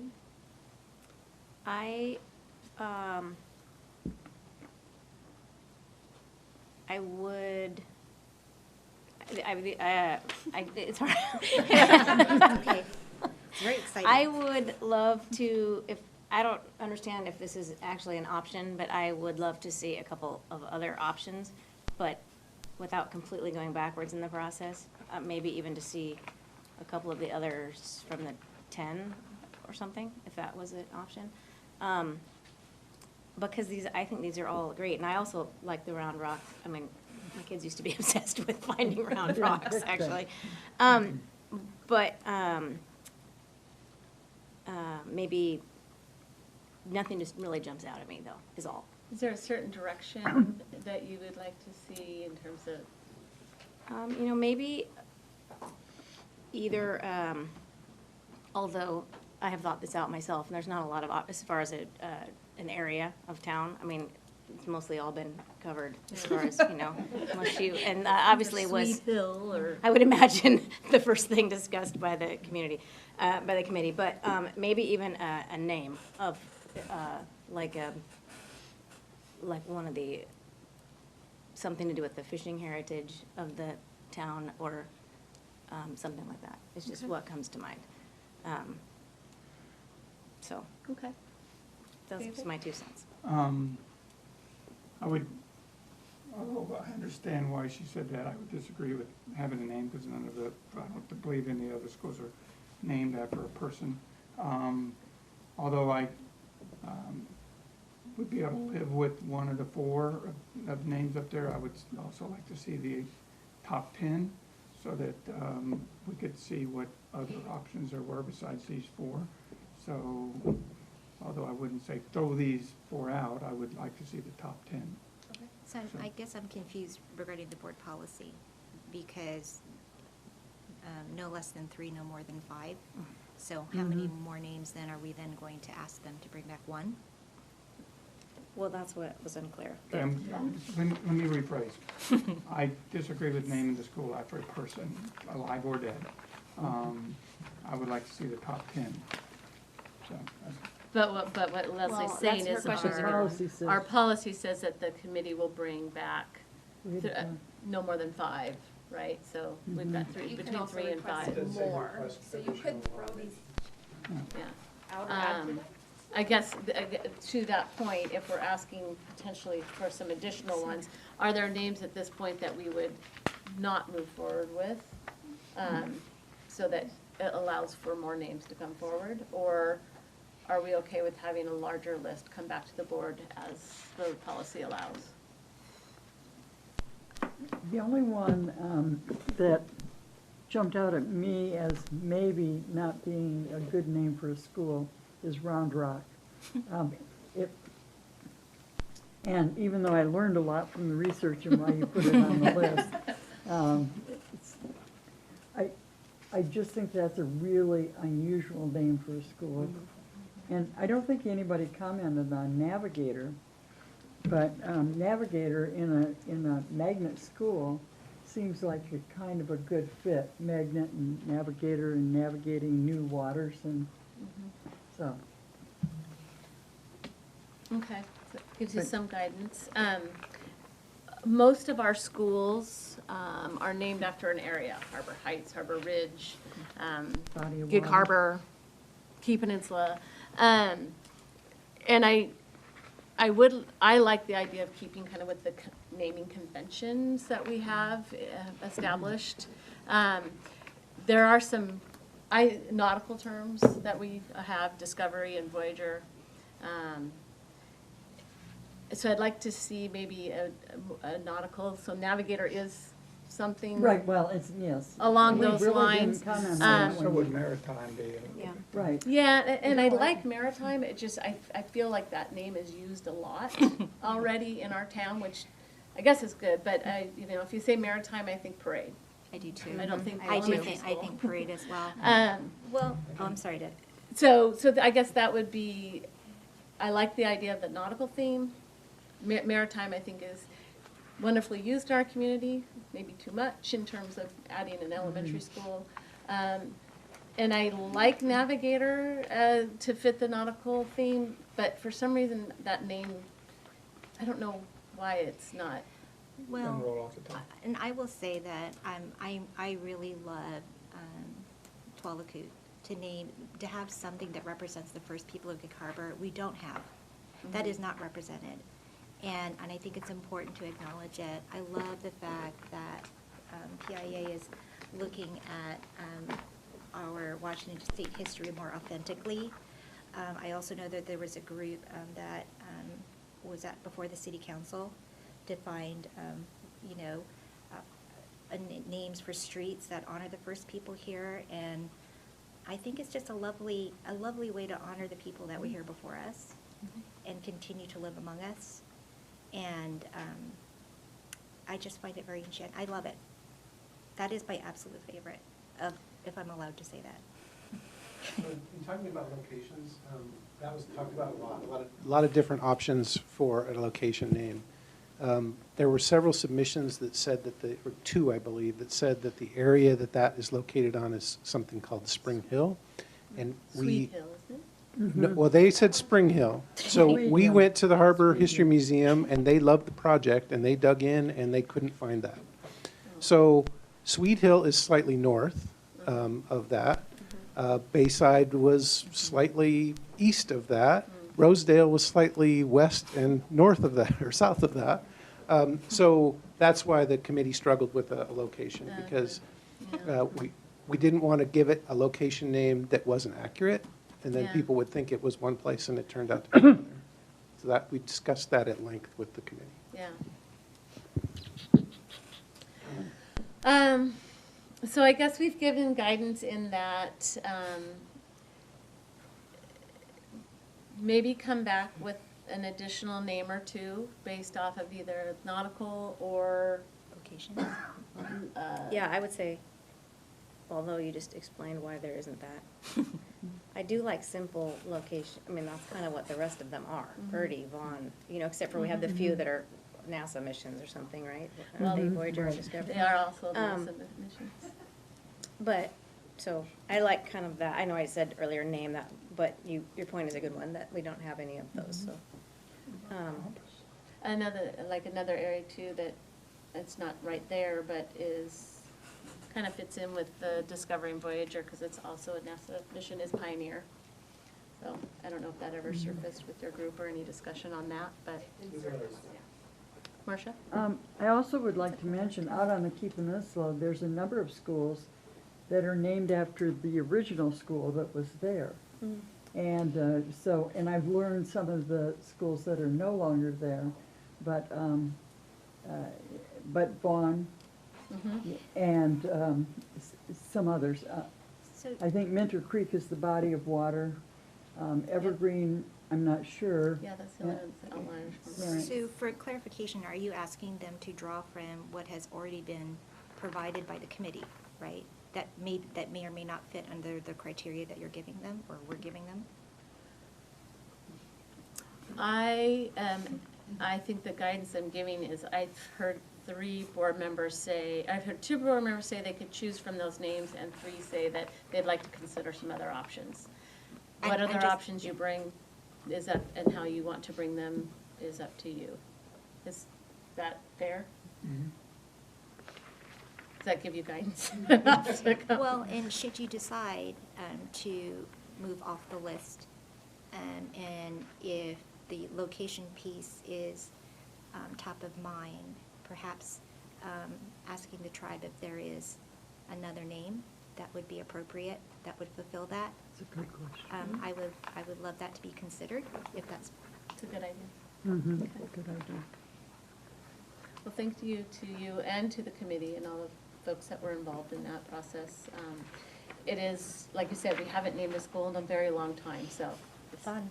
trying It's fun process, work. but exciting as well. So, do you have any other questions of the board in terms of what you need for guidance? I took great notes. Sure you Ready to did. deliver. Okay, thank you. Thank you. And then we will move on to the, sorry? Do you want to say anything? I was just going to offer the comment, it's been my observation in multiple places, this is always a struggle.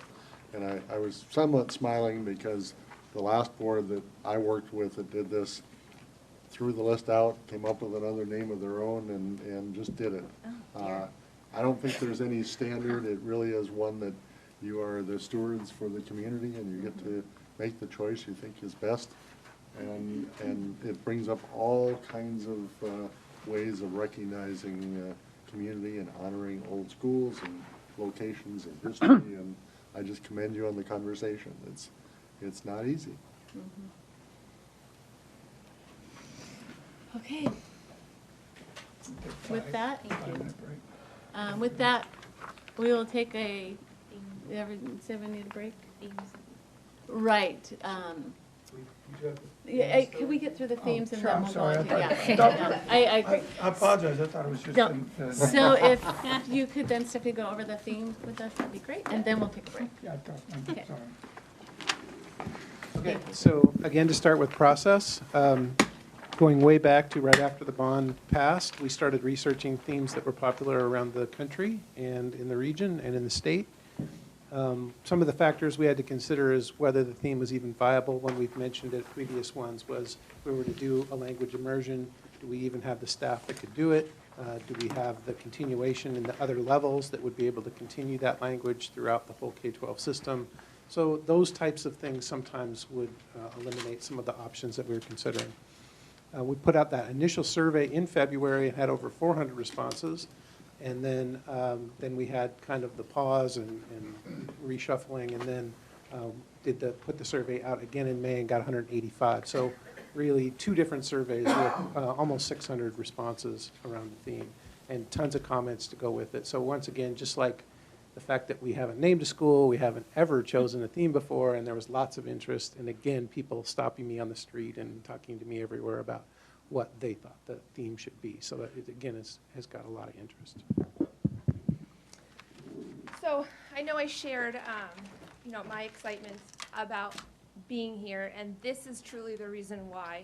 It's really fun to design a school, and it's great to learn about the process, but this idea of a dream is why I chose to take this endeavor in the first place, to really just start to examine and think about what we do for kids, why we do it, and really make students the center of these decisions. So, I have been utilizing however many people I can get my hands on to just throw ideas, and it's been a lot to just take in. And through John and, that process that he just went over, there are some things that we need to consider in terms of dreaming big and what our system can handle. And I think that we have an opportunity to do something and do it well.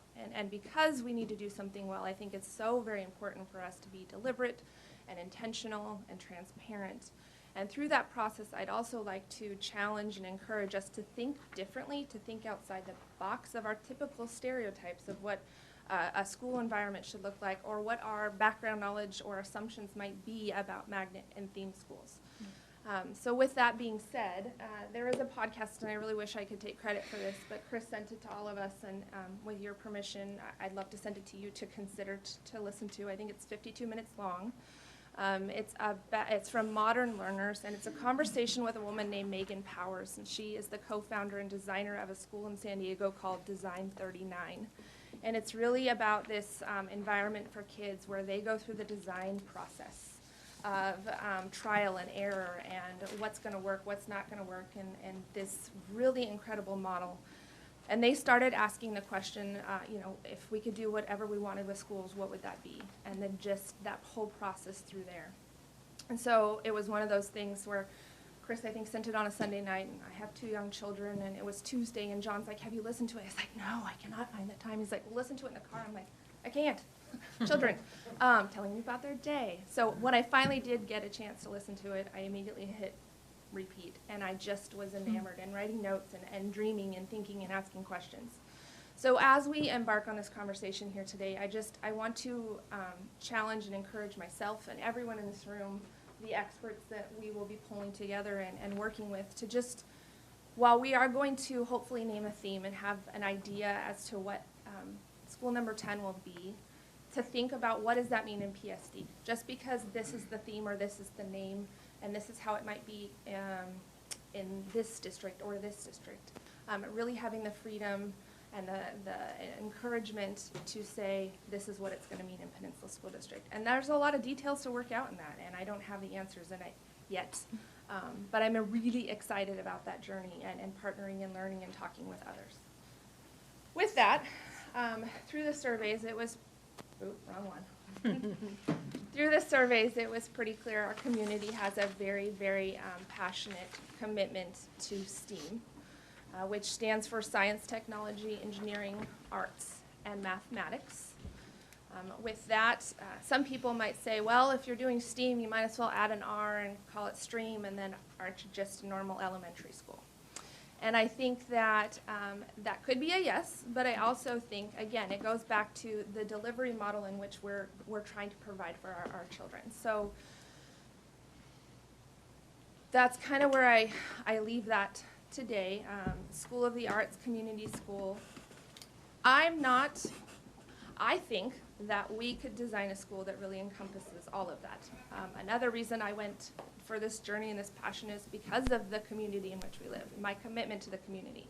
So giving back and understanding, who we are and our history could be a big part of that as we're looking at project-based learning and asking questions and answering questions. And STEAM in and of itself encompasses the word arts.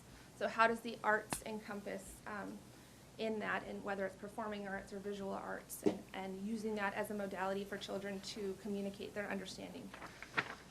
So we, based on the research and community input, we would like to make a recommendation that school number 10 have the theme of STEAM. And we welcome questions. Marcia, do you want to start? I guess I would start because we had heard STEM for so long, and then we added the A arts. But because it is a STEAM school, if that's what it's going to be, that doesn't mean that we don't teach social studies. It doesn't mean, I just think it needs to be clear that we're not only teaching these 4 or 5 subjects, and I understand that, but I'm not certain that the public does, and especially the public that doesn't have children in school. So one of the ways that we think we can help communicate this is to emphasize that in all schools in our district, we want all kids to reach all standards. So that includes reading and mathematics and all of these. So all of our buildings, in a way, are STEAM schools, and they may be more traditional schools. But in our traditional schools, we usually kind of build the base around literacy. That starts with the big focus, which is understandable in the primary grades around reading, and then and mathematics. So that's really the core, and then you add the other pieces around it. So the difference would be here, you would start with the STEAM elements, and you would build the literacy and the social studies and those pieces around that. So it just flips it a little bit. But in either case, whichever one's your base and whichever one you're filling in around, you're trying to get kids to all of those standards.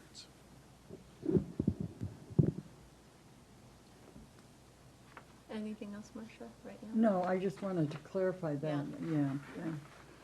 Lori, do you have any questions on the, and again, we're not making a decision tonight, we're just providing feedback. On just the recommendation itself, or? My question is a little more general, just about the STEAM, maybe just going back a little bit. How did we get from what is probably more widely understood, the concept of a STEM school, to, I understand what the A stands for, but how did this district and this school get to where they're at with the STEAM focus? You know what I mean? When we did the original, for the first 4, well, we did the research first and kind of gathered some input, and then we put out the first survey. The first survey, that was encompassing of the STEM and the prominent desire for arts, and I believe, if I remember correctly, so we tried to encompass it together, and then we added that second layer of just a school of arts. Does that make sense? So STEAM wasn't an option? STEAM was an option. No, was STEM an option? STEM was an option, sorry, see? STEM was an option from the February survey, if I'm remembering correctly, and I'm happy to verify that. So STEM and School of Arts were pretty prominent. No, I think it was STEAM the whole time. It was STEAM the whole time. So When we tried to figure out what we were going to put out, we felt like we were rushed, so we were trying to get it out really quickly after the bond passed. It was those 3 options. And the reason we thought STEAM, but we debated for a long time among our group about whether or not STEM or STEAM, and we just felt like, based on your goal one of your strategic plan of including the whole child, that to leave that out would be a big mistake. So that's where we're thinking. Okay, thank you. Leslie? I guess I'm just out of curiosity, out of the people that responded, how many were adults and how many were the kiddos? That's a good question. What did the kiddos think? We didn't ask. We haven't asked.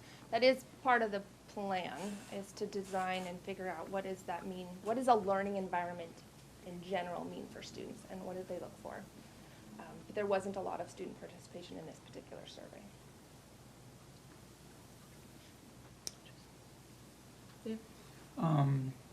It's no secret, over the last 6 years I've been on the school board, I've been a big fan of the arts. I know a lot of school districts, when they're lacking in funds, one of the first things they cut is the arts. And I've been a vocal supporter of us not doing that and to keep the arts for years and years. I would want to make sure, you know, and I've been pretty much telling everybody, well, listen, I was hoping that they'd come back with and vote for School of the Arts.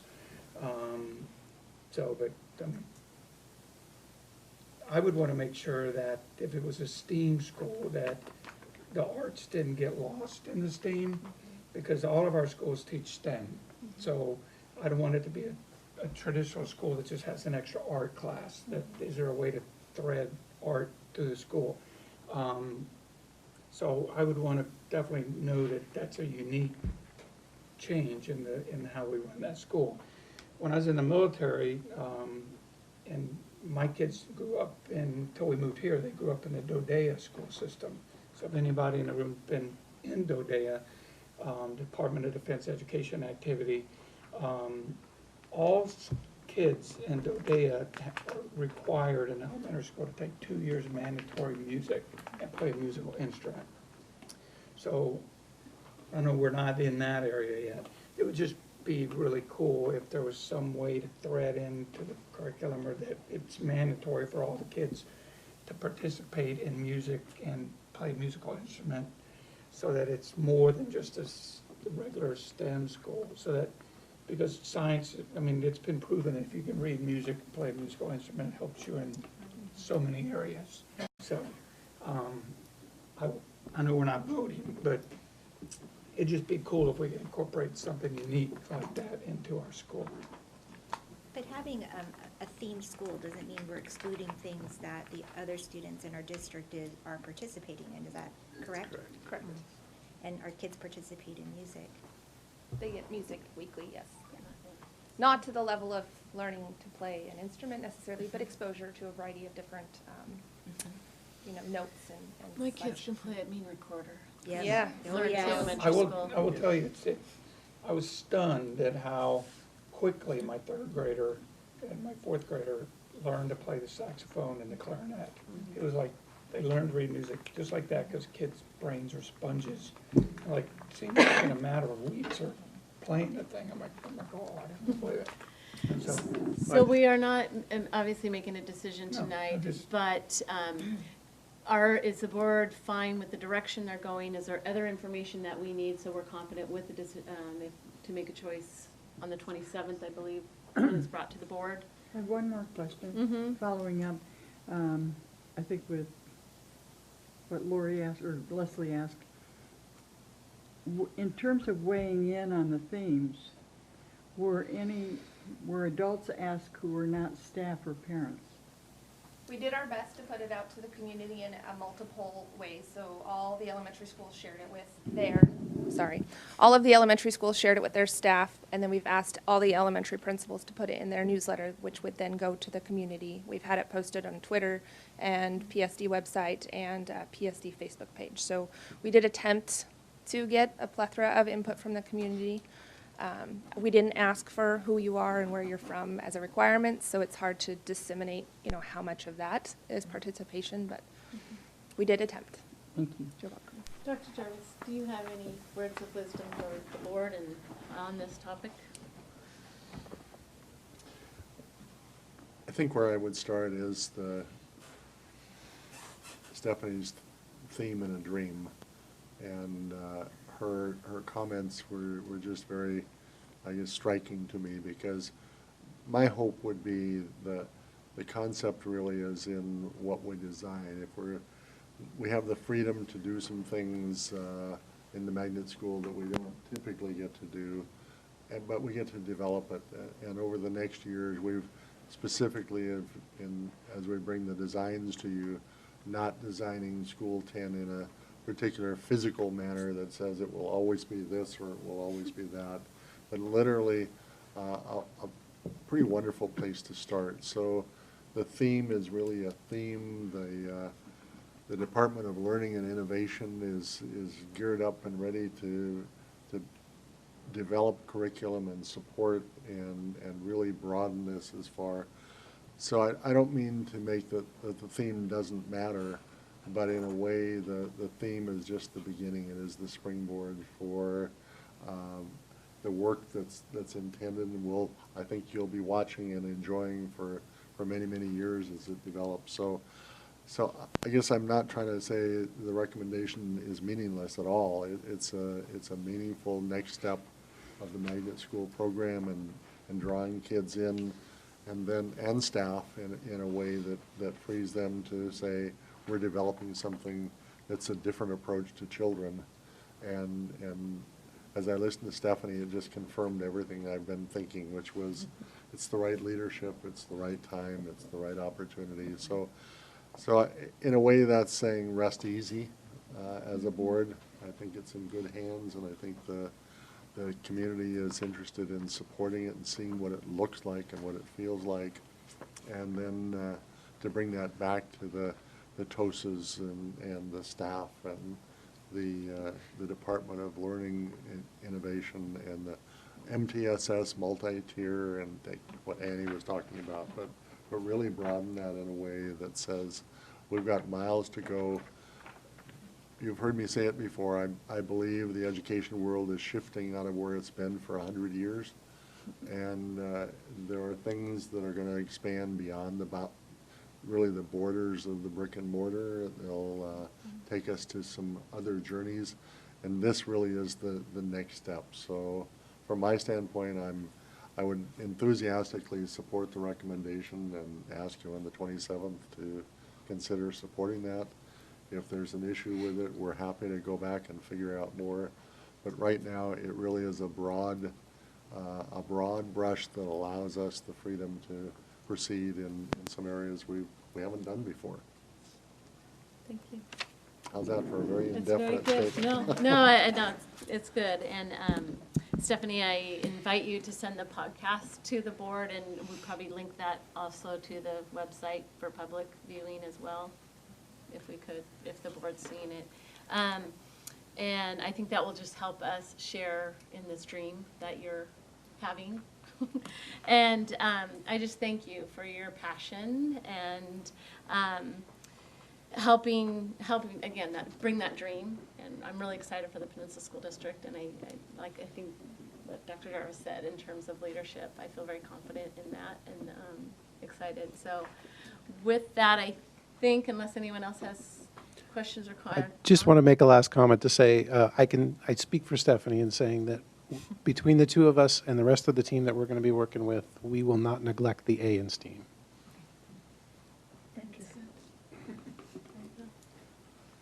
Excellent. Any other comments, questions? Thank you very much for the work. Thank I you. know it has Thank been a lot.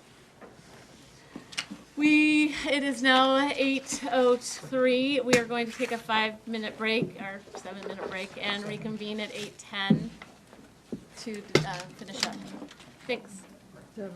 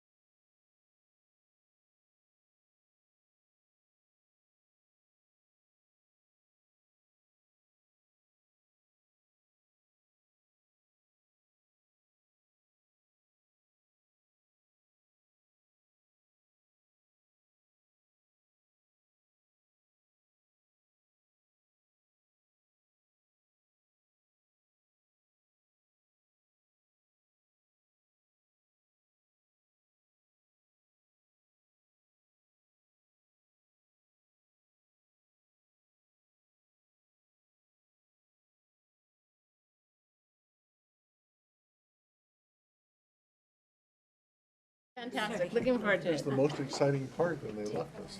Well, no, they all came up here.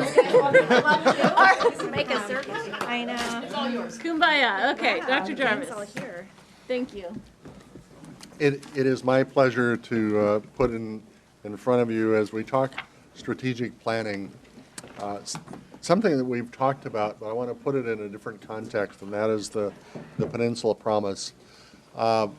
Seated with you and ready to present really is indicative of the action plan that we've tried to put together for the coming year, and how we've organized ourselves in the district office as a team, how we're planning on proceeding. It affects decision-making and direction. So it seemed to be a, excuse me, a very good fit to the discussion of where does this land in terms of goals. When we had at least part of a study session previously, we talked about the Peninsula Promise being the part that in a way is working from the bottom up and developing some directions and some systems and meeting the goals as the goals look at things to be accomplished in the school system. Originally, in one of my first study sessions with the board members, it was determined, since I had probably been here a very short time as a new interim superintendent, that wasn't a great time to jump into strategic planning, and we didn't. At the same time, there is the sense that what's no longer on the back wall were the goals that expired in 2018, and that we were not reporting to you on goals that had expired. So in that vacuum, I guess nature abhors a vacuum, is the world of looking and doing some of the work. So it is my pleasure, and I say that very sincerely, to have this team present to you the Peninsula Promise and the beginning of that action plan, and the beginning of where that meets strategic planning, and then really hand it back to you as the board of directors and say, you know what we're trying to do as your loyal administrative team and the direction for the district, but at the same time, we're certainly able and ready to take what's missing or things that you'd like to see, whether that becomes interim before a full strategic plan is developed, and whether you want to develop a strategic plan before you have a permanent superintendent. Those are really board decisions and board discussion. So in a way, it's the perfect time to have that conversation. And it is my pleasure really to, as you look at agenda item 5.4, to begin with talking about picking up the loose ends from February, but really even we've developed far beyond that. So you see in front of you are 2 assistant superintendents, each of whom is taking a different role. You see our Department of Learning and Innovation, and I'll interject a little announcement in there. We are looking for a director of communication, and I sat down with Chris Hagel about his title of Chief Information Officer, and I am asking Mr. Hagel to become the executive director for digital learning as part of the learning department. And the statement I made to you before in introducing Melissa in that department was that I can't imagine talking about learning without talking about the digital world, without talking about the technology, whether that's the way we provide instruction, whether it's the way we seek information, whether it's what we're teaching our young people for tools, whether it's what we're teaching our young people to find information and knowledge. So I add that piece as interjection that the Department of Learning and Innovation is ready to discuss this. And added to that was one of our major efforts that we have worked towards in narrowing down what we want to be working on, and that was multi-tier support system. In the broadest sense, whether that is, as they'll talk about, the social emotional, whether that is everything you were hearing tonight from Annie and the ways that we provide for a variety of young people. And so John Yellowlees is part of this, and I'm going to ask John Helwick to really begin the discussion this evening about actually, to back up a little bit of why the Peninsula Promise, or where did it come from? Yeah. John?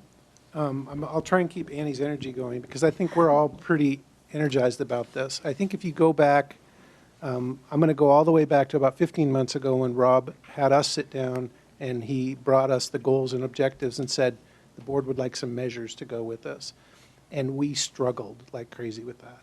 And that was broadly kind of tied to struggles we were having in general about how we were organized as a learning team, about where our priorities were, about what resources should trump other resources, and which it really made us try and get deeply into the problem and figure out why we were struggling with those things. And I think now, as we can reflect back and we feel like we've kind of got this breakthrough and we feel like our structure is really coming together, it really comes down to two words that you added to goal 1 that wasn't in your 2014, and that's the whole child. And if you really think about the whole child and you dig deep into it, I refer to it as kind of a Pandora's box. There's more and more layers that you just start looking at and saying, well, how did the last way we measured, the last dashboard that we had, did that really measure the whole child? And that's where we were struggling. And so I really think it was great, because that was a catalyst for us to really kind of work through all of this and get to where we feel like we are now. And one of the things, we're going to talk about the Peninsula Promise, but we also think we're going to be able to talk to you about maybe a different way of thinking about measuring goals that doesn't really match with the way we did it in 2014. So that's part of what we're going to be talking about today. If we took everyone in this room and said, what does the whole child mean? We'd get 20 different definitions. And so the first thing we had to do, we have to kind of figure out, and we've been coming at this from different angles, is do we have a common vision of what that means? What is the whole child? And so we kind of had defined it as it's academic skills and well-rounded academic skills, so right brain and left brain pieces, mathematics, arts, all of that.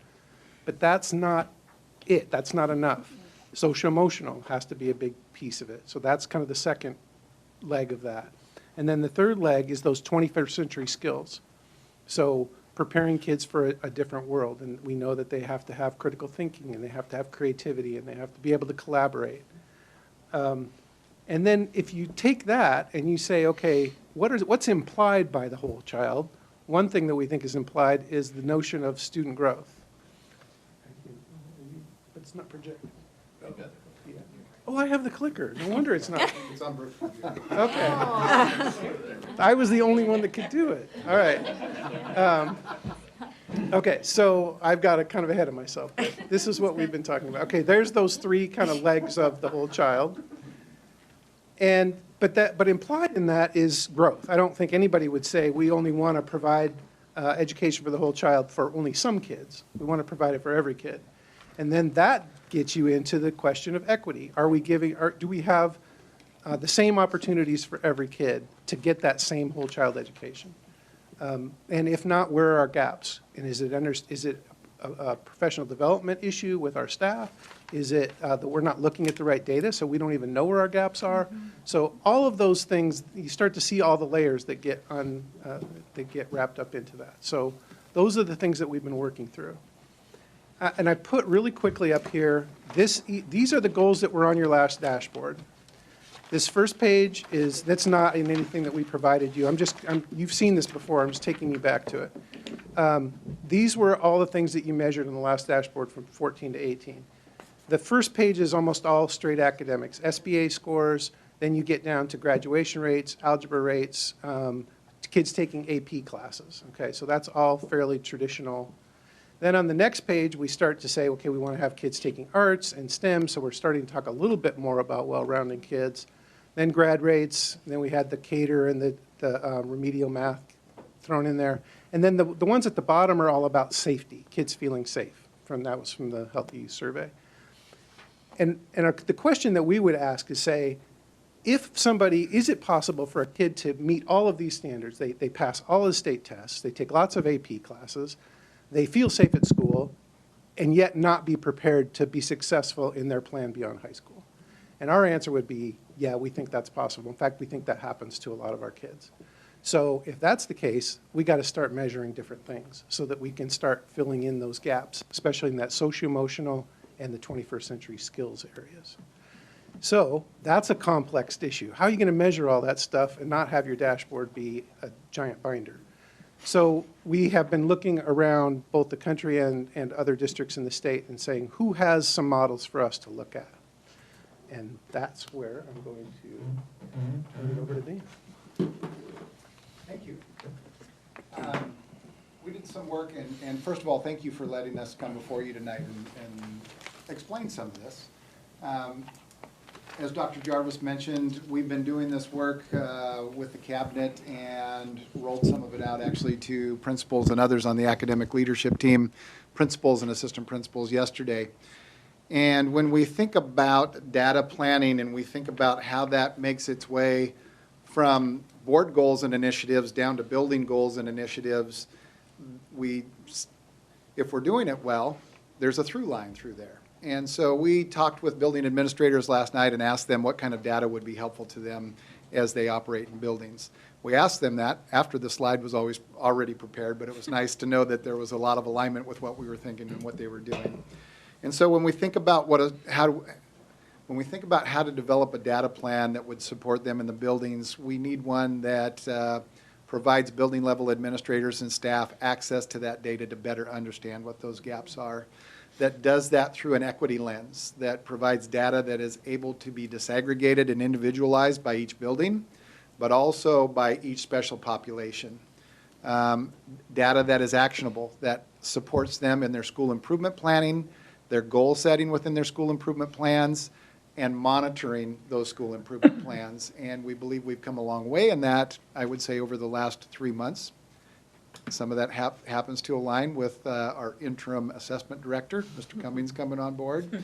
And that would lead into some of the other pieces about being accessible there at the bottom.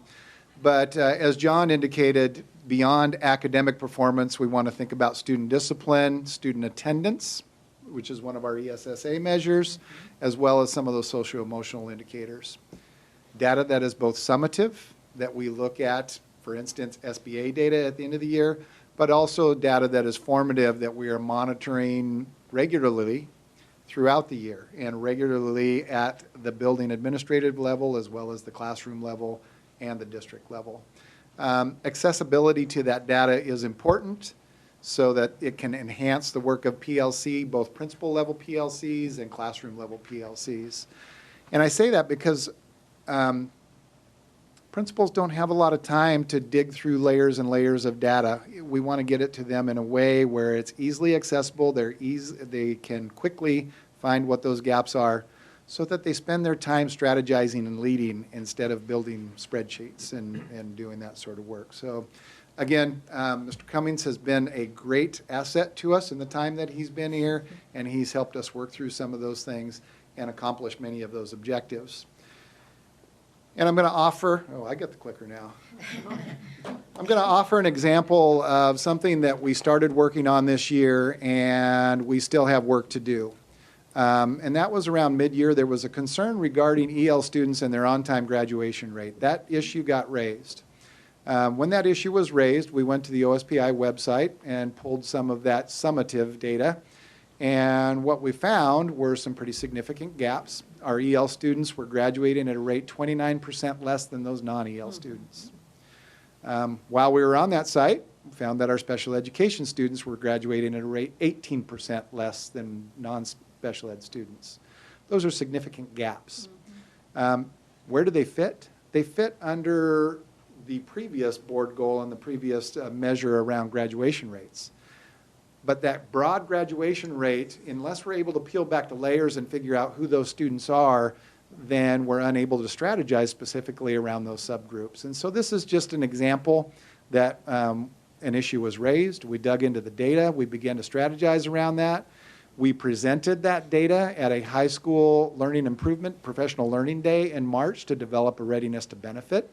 I don't believe our staff was aware that these rates were what they were. And what we found was that we didn't have a will deficit, we had a skill deficit.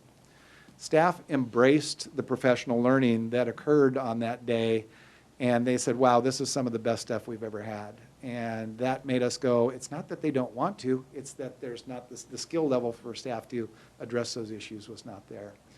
It was a successful professional learning experience, but professional learning is not an event. It needs to be ongoing. We're not done.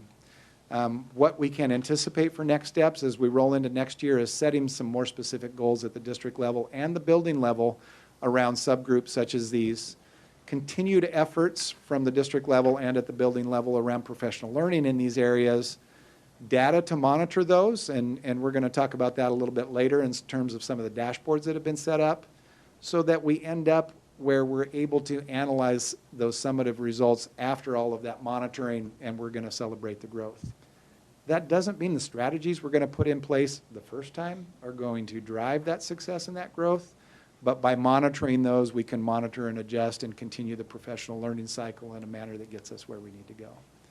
So that's just an example of, a little mini example of how that worked pretty much from mid-year until now, and we're not done. And that's part of the continuous improvement process. So that being said, I'll hand it back to John to talk a little bit about what some of those dashboards might look like. So, first of all, I see some of you kind of taking pictures or scribbling notes. We intended the slides to just basically mirror what we gave you in kind of Word document form, but we can't leave well enough alone. So there is some things that we added. We were working on those slides all the way up till about 5:45. So we will provide those slides for you. A lot of it's repetitive of what you already have, but some of it's not. Okay, so now we're going to show you what we're talking about when we say there may be different ways to look at our data dashboard and where we get our information. So I'm going to stand up and talk about this one. This is, again, from Mr. Cummings, who whipped this out in no time. And he has these types of, this kind of layout for about 12 different areas. This one particular is just pulled off student growth percentiles. But there's one for discipline, and there's one for attendance, there's one for iReady, there's all kinds of different ones like this. And I picked, Dan gave a couple examples of some of our gaps. I put one on here that's just a shout out to Discovery, because you can also find celebrations when you really dig into these subgroups. This is last year's data. We start over here, 17-18. This is math and ELA combined, and it's 4th and 5th grade combined. And the way student growth percentiles work in the state is they compare students with like students across the state. So if I scored 60% on the SBA last year, I'm compared with all of those kids in the state that scored 60%, and we see how we grow for the next year. And we want to see a growth, more than half of our kids growing faster than the other cohorts around the state. Male and female, it's from Discovery. This particular one is the only yes over here is special ed. So these are the special ed cohort. 52 students at Discovery are being counted here. And what we see is that 60% they have a 60% student growth percentile score. That means that 60% of them scored more than their cohort peer around the state, okay? And 50% of them had high growth, so that's even better, and then it's shown again here. And actually statewide, most of these are normed at 50%, unfortunately, and this is really sad, but in special ed, it's really closer to 40%. So they well exceeded the state. Now again, so the point is just to show you what it looks like. I can click off this and I can get to pull up the same thing for ELL. I can say to pull things for 504, homeless kids, gifted kids, any subgroup I want. I can look at their student growth percentiles, and then we can quickly find some gaps that we're going to be able to address. So my assumption is that Pat also pulled other dashboards that use other data other than the SGP, correct? Absolutely. This is only one of 12 different dashboards he created. Do we get to play with those later, or? I think so. I thought they were in your thing, but we have a better link that we'll send you. Oh, thank you. Yeah, absolutely. We put them all together last I was night. checking things on my phone, so I can't always. They're really fun to play with. I know. I can't wait. We put them in front of principals last night with only about 20 minutes for them to experiment.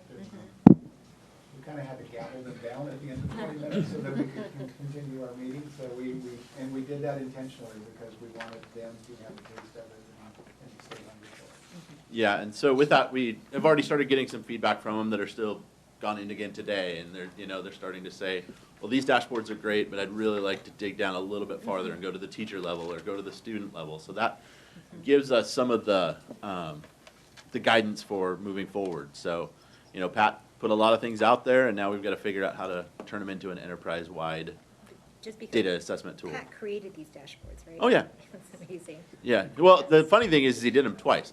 So he did them in Excel, Of course he did. and he realized that that wasn't going to be scalable enough, so then he went to a Google Data Studio and decided, and taught himself that within 4 hours, and then came back with new dashboards and a whole new tool, so, yeah. Fun guy. He's, He really is. last night I referred to him as a wizard, He is. but yeah, he's Yeah. just, he's something else. Can you imagine how much fun I had working with Pat for 5 years? I'm kind Yeah, of we had him jealous. for 3 months. I'm kind of So, jealous. fortunately, I know what Pat is finishing his Yes. time with us. Is what he did is something that we can continue on and grow? Or? Yeah, what he did is kind of give us a foundation to recreate in a more scalable manner so that we Okay. can get them, so that they push out on a regular basis, so that they can be dropped in front of people instead of, the problem we have now, we have a lot of tools that kind of look at data, but it's always somebody has to go in and build their own report and kind of find what they're looking for, and that's a barrier to entry that we're not seeing success with. And so we need to be able to put easy, simple tools in front of people, to put in front of administrators, to put in front of teachers, so that they can, quickly look at data, quickly get the most important things on a regular basis. And so, This is yes. a very kind of generic question, or Uh-huh. how does all this data get put into this system? Systems and. There's a lot of it. It comes from a lot of places. Some of it we can automate.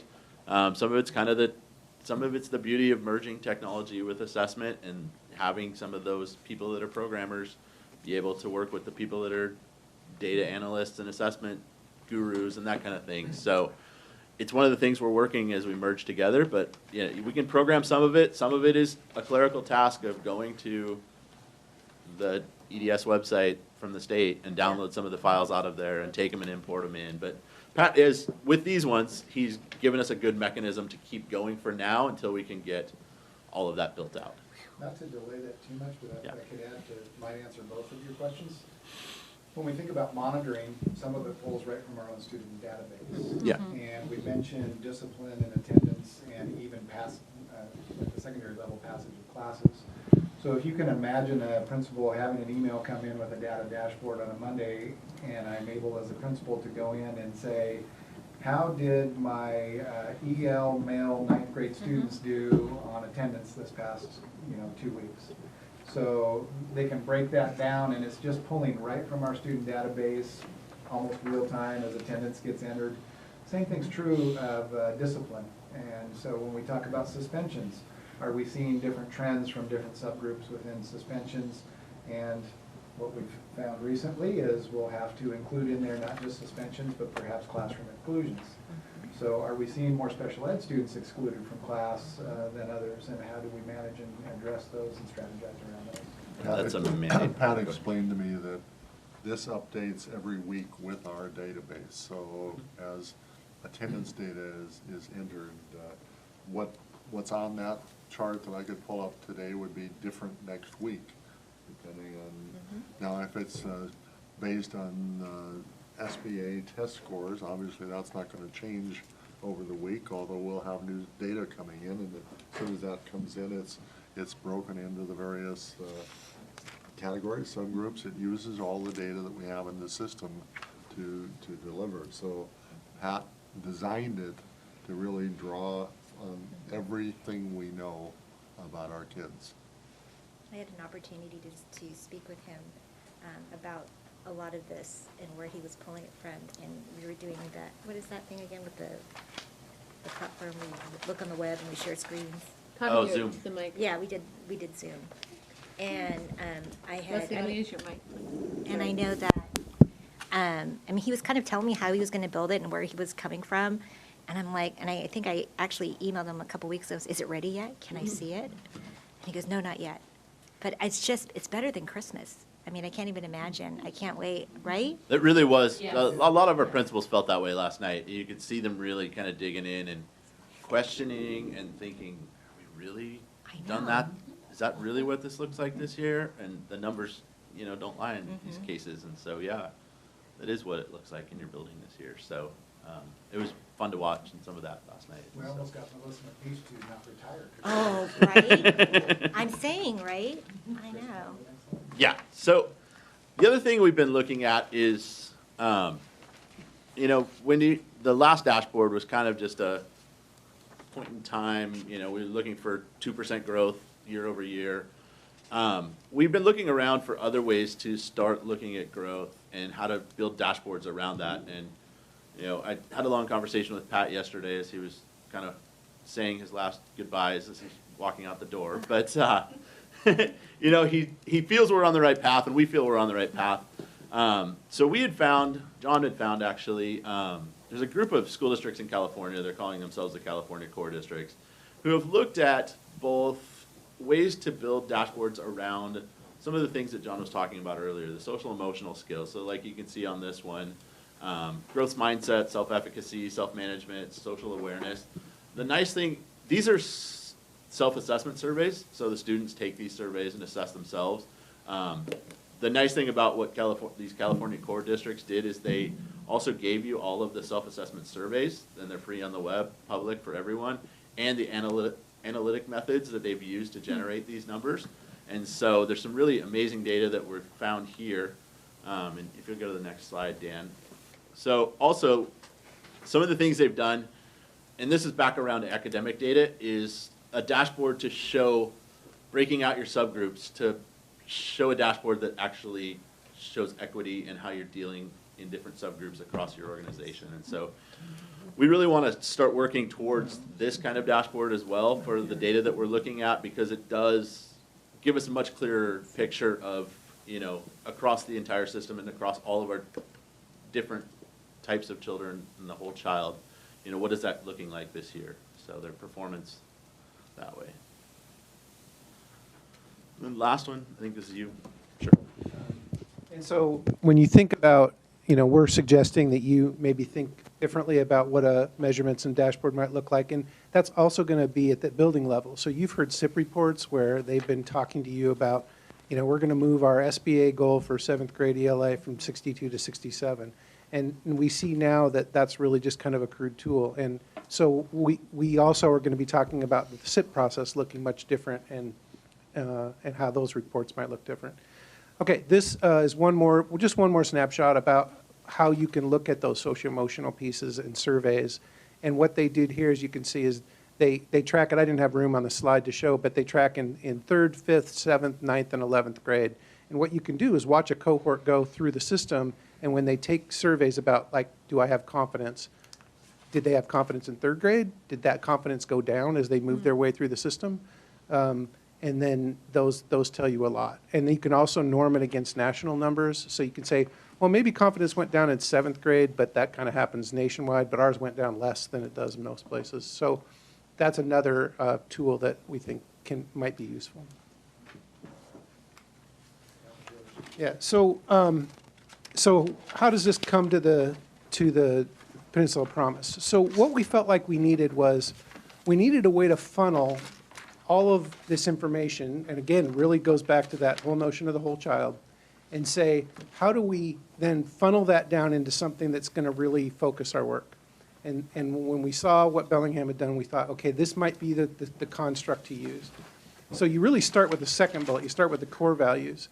And those core values, we're not just making those up now. We've been working on those for years. The pillars, the things like engagement and the basic needs for kids that were on the pillars, those didn't go away. But we felt like we needed to expand how we looked at them. So we decided on those core values. Then we kind of backed that up and wordsmithed the mission and vision statement. And then we said, okay, what does our end product look like? What do we want characteristics of every graduate to have? And then we said, okay, now it's to us. What are we going to do to get there? How are we going to get to have all of our graduates have those characteristics? And that's where action planning came in. And it all kind of centered around that notion of powerful learning experiences. But we also realized it wasn't enough just to have teachers designing powerful learning experiences. Because if you do, and you don't tend to all those things we've just been talking about, a lot of kids aren't going to be able to access those powerful learning experiences because they are EL learners, or because they have a disability, or because they are a social-emotional wreck and they're not even paying attention in class. So all of those, we have to tend to all of those things to make sure that every kid can access those powerful learning experiences. And that naturally led to MTSS. How do we put in solid systems of support for every kid so that we ensure that they're ready for powerful learning experiences. So that kind of shows how our journey came about and how we got to say, okay, that's how we feel like we can reorganize ourselves and really be in good shape to really meet the whole child, which was a brilliant thing to add to Goal 1. So I guess, next slide goes to David. Okay. So thank you. As John was talking, let me apologize. We neglected to include the paperwork on the Peninsula Promise in there, so I don't know that you have that. I know you saw that document last time. No, it didn't get in there. So you don't have that in front of you, but we can get that to you. Do you have it in your binder? Well, we Deb's have got it in her bag. We have it in an email, but we just don't have it for this meeting. Okay. Yeah. Right. Yeah. It would have been nice to reference that as we went through, so we'll make sure, apologize that that's not right in front of you. So why the Peninsula Promise? As John had mentioned, we were having difficulty prioritizing our work and clarifying a focus. Our approach was less than systemic, and it was less than systemic around decision-making regarding initiatives. It was less than systemic around communication, and along with those initiatives, it was less than systemic in terms of how we allocated resources. And this is where I really wish you had that Peninsula Promise in front of you. Did you find it? Look at that. Deb's got it in her bag. From last meeting day? Yeah. The reason I say that is because when you look at the bubbles on the back around that action planning piece, you will see bubbles around building relationships on the social-emotional side. You'll see bubbles around instruction and having first-rate instruction. You'll see instruction or bubbles around allocation of resources and continual assessment of the initiatives to see if those resources should continue to be used that way. And you'll see bubble around the whole child and the use of MTSS. So as John mentioned, that MTSS focus emerged as a way for powerful learning experiences to be accessed by all. The work that we did helped us better define what some of those whole child outcomes could be. And just as importantly as you consider what your strategic plan looks like and what measures you want is so that we can align, we can have alignment and a through line from board goals to SIP goals to the data that we're asking building administrators to look at to the professional learning that we're providing. I don't know that there's room for growth there, let's put it that way. And so we're looking forward to that opportunity to have that through line and that continuity. And that being said, I'm going to hand it over to Melissa. All right, so as we look at the Peninsula Promise goals, we really talk about aligning resources to priorities. And that was something that we were really struggling with. Here are resources, and resources could be a budget, it could be human capacity, it could be time, all of those things. But the priorities were scattered enough that so were the resources. And so the pillars, while helpful, were too broad because we could fit anything into the pillars and say, well, this is part of the pillars and this is part of the pillars. So it's a great start, but it, as they said before, didn't take us far enough. And we just needed to better focus the distribution of the resources. And we also weren't doing any kind of program evaluation, continuous evaluation for the effectiveness of our programs and practices. We either just kept doing it or we would stop and we didn't know why. Because, well, we're not going to do that this year, we're going to try this. That idea of chasing those shiny objects, right? This sounds good, let's try this, let's try this. And, you know, that's typical in many places in the United States. And frankly, we had a lot of silos in the district office. You know, we had one group doing this and one group doing that and one group doing this, and we were all working around the same goal, but we weren't talking to each other enough. So, Peninsula Promise will help us achieve better results with all of those things. It improves communication. So we streamline our messaging because we don't have as many silos, and we're reducing redundancy to schools. So for example, in the fall, I had one of the secretaries call and get all of the names of the 7th grade math teachers at all the middle schools. And 2 days later, somebody else called and asked for the same information, and somebody called a week later and asked for it. Because we were all trying to answer a problem, but we didn't know we were trying to solve that problem. And the office manager said, well, can you get together and share the list? And so we said, hey, that's a problem we can solve. We don't need to be bothering schools for things like that. They have more important work than that to do. And it makes it more consistent across the district. So when we look at the goal of improving our ability to build systems, and systems was a place that we were lacking. We either had systems that were broken, systems that were not being monitored, and in some cases, no systems at all. So if we improve our ability to build systems for student success, really what emerged was multi-tiered systems of support. Those were going to provide us the structures we needed to begin to do all of this work.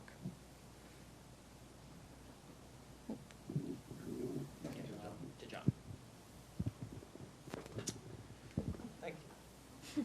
So, as we've kind of discussed, multi-tiered systems really it's a whole child initiative, and at its center is equity.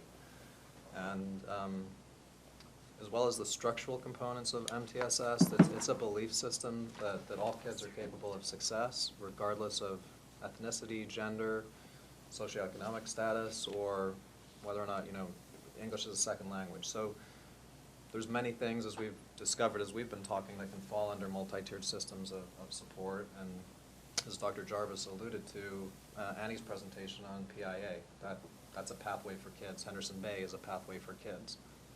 Our special education programming, EL programming, our highly capable program, those are all pathways that exist and are going to fit within that system. Given that there's so many pieces and so many components, and it'd be great to come back in August and September and have the system built and ready to go, that's not possible. It's going to be, as we allude to up here, at least a 2 to 3 year plan that we're going to develop and set benchmarks and goals for ourselves along the way so that we measure our effectiveness and how we're proceeding. So year one, we're developing a focus on literacy and social emotional learning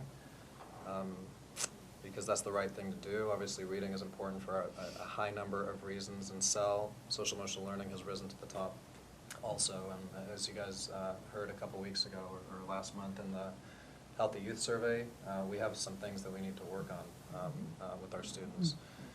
So in saying that, there's also some things that are pushing us in that direction from a legislative standpoint. Starting the 2021 school year, there's a requirement that we have multi-tiered systems in place, K-2. And we're going to look at that system-wide, K-12. We're not just going to stop at K-2. And also with the new discipline regulations that go into place this coming school year, there's a requirement that we're looking at multi-tiered systems of social, emotional, behavioral support. So it's fitting and the timing is good in that respect. And obviously there's a high relationship between academic success, reading in particular, and behavior, and that increases as kids go through school. And that relationship is strongest between those externalizing behaviors that we're starting to see more and more of. And kids that have difficulties both academically and social emotionally and behaviorally obviously have the most significant outcomes overall. So for year one, this is just an overview. We're still working on this, but we're going to start our administrative retreat with a focus on this and MTSS. We've been working a little bit this year with a consultant by the name of Wayne Callender, and we'll continue to work with him next year to help guide this work. We'll go from our admin retreat to a focus on one of our lid days, or at least part of one of our lid days on MTSS, so we can get in front of the whole staff, all of our educational staff, our teachers, our ESAs, and kind of develop that common language and common understanding of MTSS. And we'll be working throughout the course of the school year, like Melissa said, we're gonna prioritize our work and prioritize the professional learning and development that we provide to staff over the course of the school year. We're going to work with building core teams, both at the elementary and the secondary levels, so we'll allocate release days to that, and each building will have a core team that we do training with over the course of the school year, and those days will be followed by actual on-site visits and opportunities for coaching and modeling and assistance with implementation of our tiered supports in reading and social emotional learning. And coming back to the data piece, any strong multi-tiered system of supports is based on data. That's a core foundational piece. And a lot of the work that Pat did and some of the data that we looked at earlier is going to be a key component of that. We have to be able to establish what it is that we're measuring, how we're going to measure it, and how effective we are in our efforts so that we can continuously improve in what we're doing.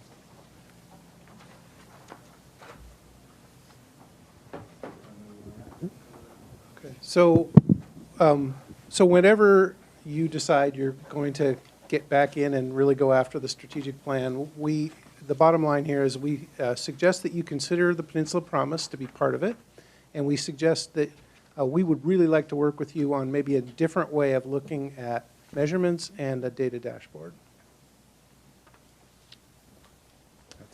Questions? How can we support you, and as you dig into that data, what do you need from us? Well, first, I want to play with all the dashboards first. The social emotional pieces, for sure, that structure, I'm not as familiar with because we haven't really used that before. So, absolutely. I mean, this is more than what I thought. I mean, this is just the best presentation ever. I think it's really well done, and it's giving me a lot to think about, and I can't wait. So I think my questions will probably be followed up after I get to play with everything. And I'm certainly going to want your opinions on things about where you think the direction should be and whether or not, I'm on the right track. And I say me because I know everyone's going to have their own individual experiences of how they want to approach it. But yeah, I can't wait. This is very cool. I agree, it's very cool, and if I could read it, it's cool before. But I can't see it, so, with what we have, that was the hard part with what we had before the board meeting.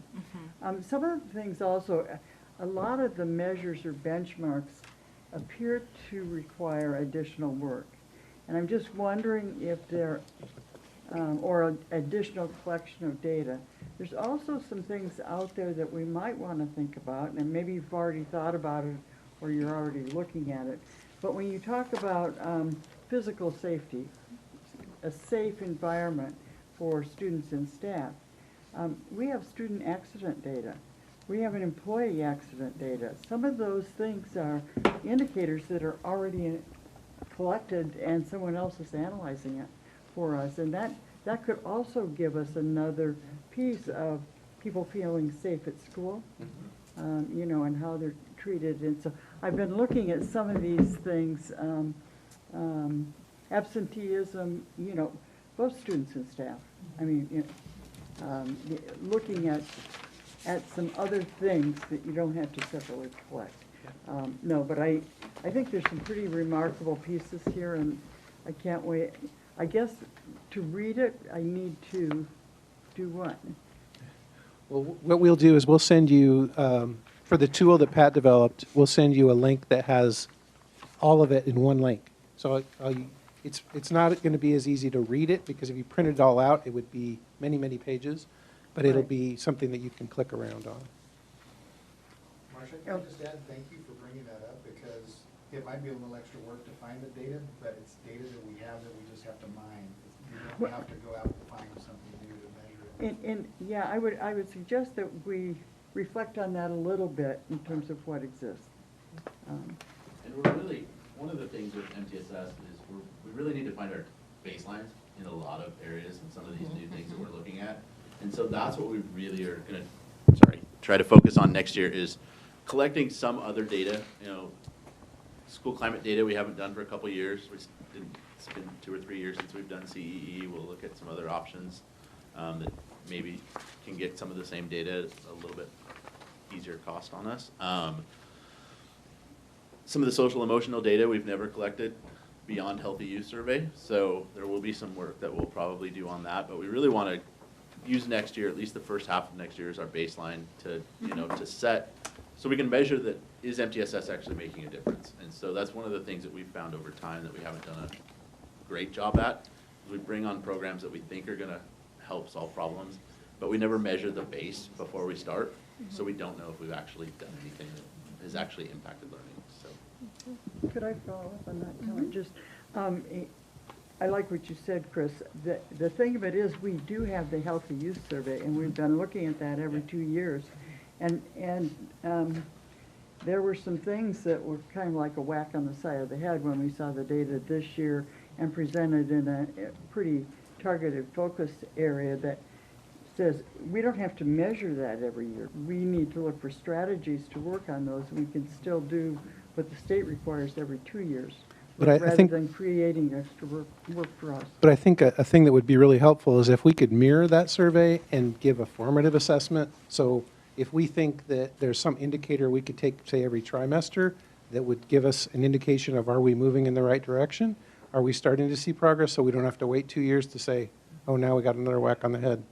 So I think, and I think that goes into a lot of this, is there's just a ton of data out there. And I think one of the challenges is going to be reducing it down to a manageable dashboard.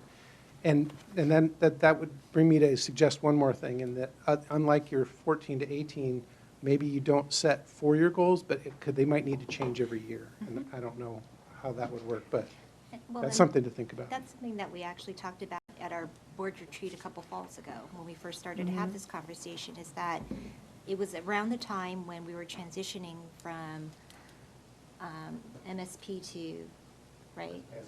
To SBA, because we knew that SBA, those scores were going to drop because it was a more rigorous testing process. And whether or not the current measurements were fair and accurate and was really reflective of what we needed to be looking at as a board. So I'm glad that we're thinking about that. And I think I already mentioned it to you, Dan, that Highline School District is also working on this data, and they have been, right? Did you get a chance to talk to them? So. Right, actually, fun, right? We have.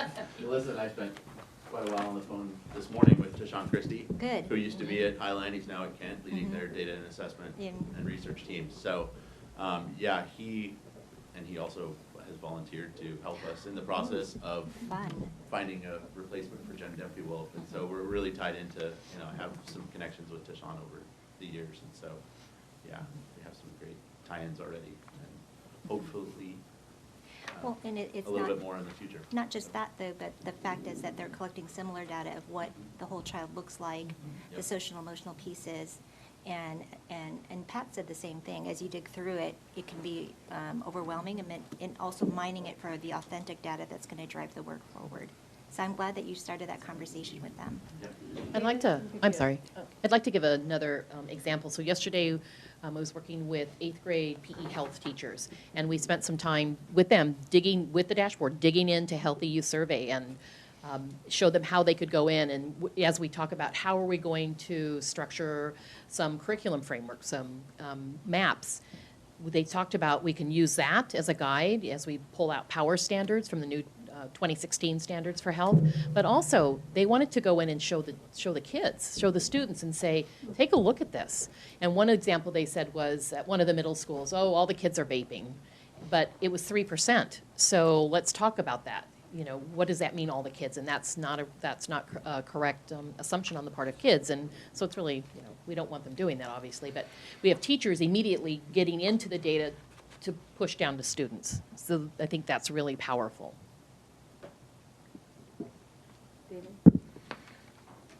Just trying to put it all together. First off, I think Peninsula Promise I think it's awesome. I think whatever we do going forward in the street, I don't have a problem including Peninsula Promise. I know 5 years ago, 5.5 years ago, when we started putting the strategic plan together, it was primarily due to the fact that the graduation and some of the academic standards in the district had started to slip, and we really didn't have a strategic plan or any kind of accountability to hold our district to. I mean, it's just a true statement. Okay?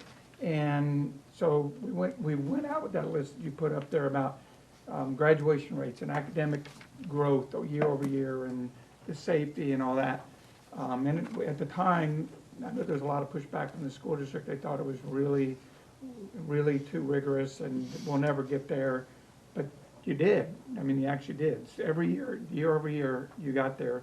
And because it was a challenging goal and because we have great teachers and great principals, that they accepted the challenge.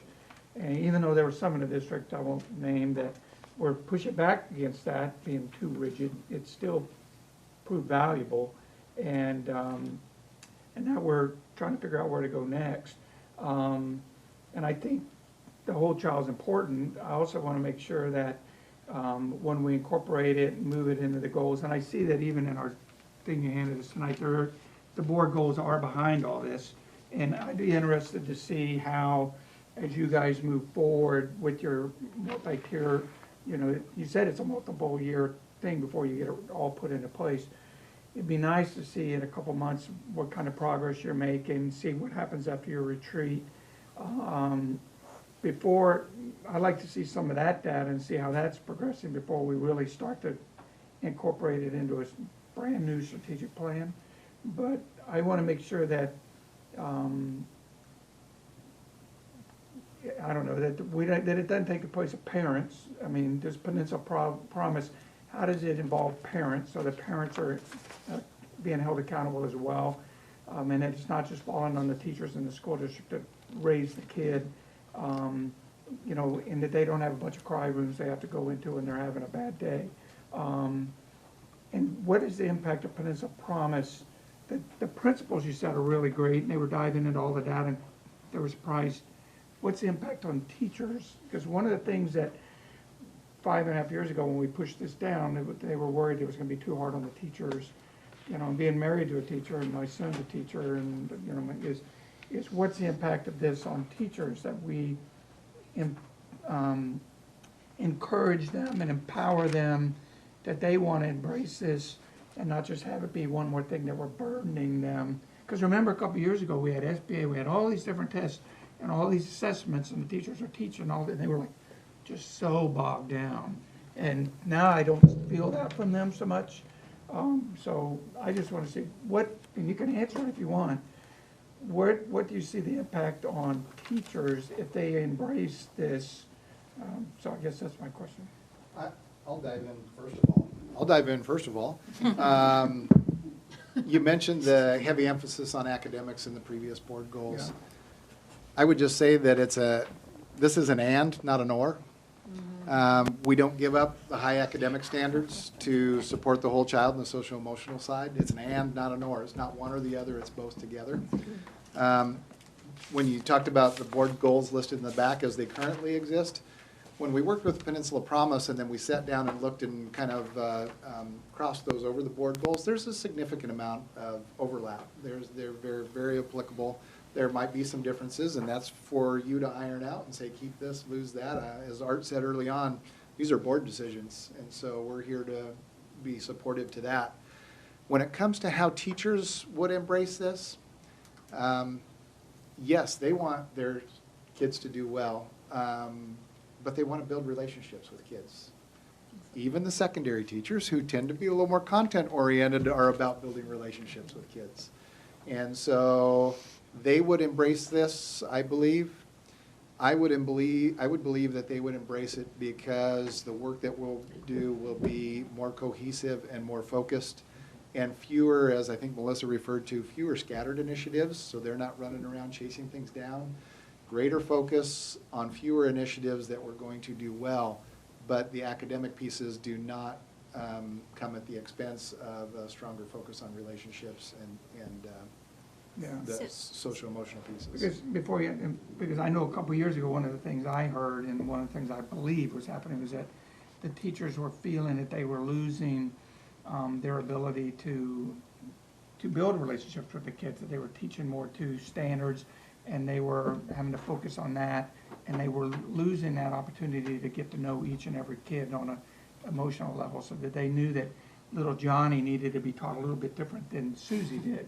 And I just felt that they were losing, this is my opinion, okay, is that some of the feedback I got was that they felt they were losing that opportunity to build the relationships with all the kids. I think some of that was due to the multiple different assessments, and Right. they're changing assessments from year to year, and there was such a strong component of do this assessment, now go back and look at the data, do this, and you know, we were weighing the pig without feeding it in between, maybe. I have never heard that before. I think one thing to add to that is, I think the most frustrating thing for me as a teacher of 20 years was when students were struggling, I was on my own to make up how I was going to deal with that.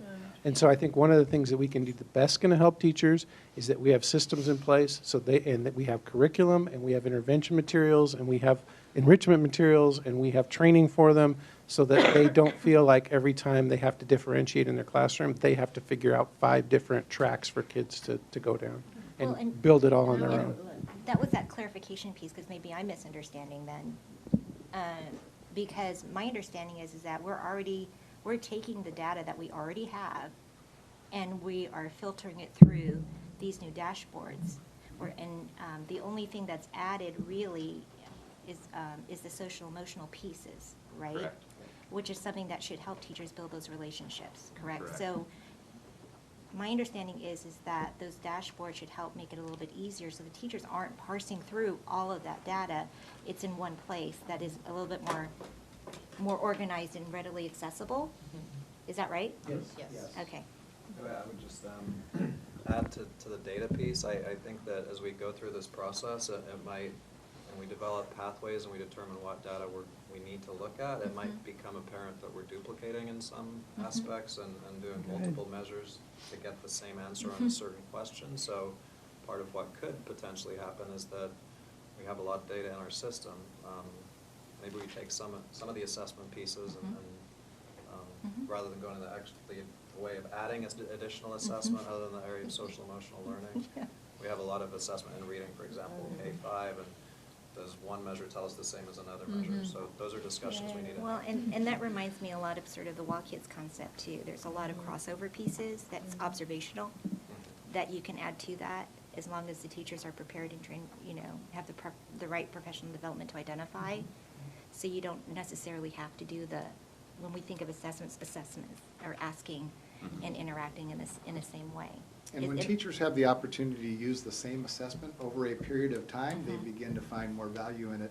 I'm looking out here at Lisa Ray, and I don't know that WA Kids was greeted warmly when she first brought it out. No. But as a matter of fact, I think we probably had board meetings where people cycled through and gave their opinion.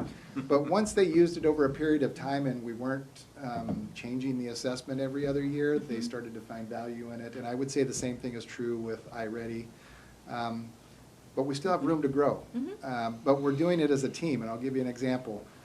We're not perfect yet. We sat down, several of us at a table here about a week or two ago, and we were talking about one of the assessments, and we said, well, that's only given K2. No, that's given K5.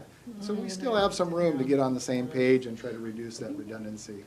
But we're through that Peninsula Promise and through some of the reorg work, we're having those conversations so that we're not seeing that repetitiveness and redundancy out to the building. Excellent. Lori, I want to give you some opportunity. Thanks. This is less of a question than just a comment, because I'm so new to all this kind of stuff. It was a great presentation, by the way. I love it. I love all the work that went into it.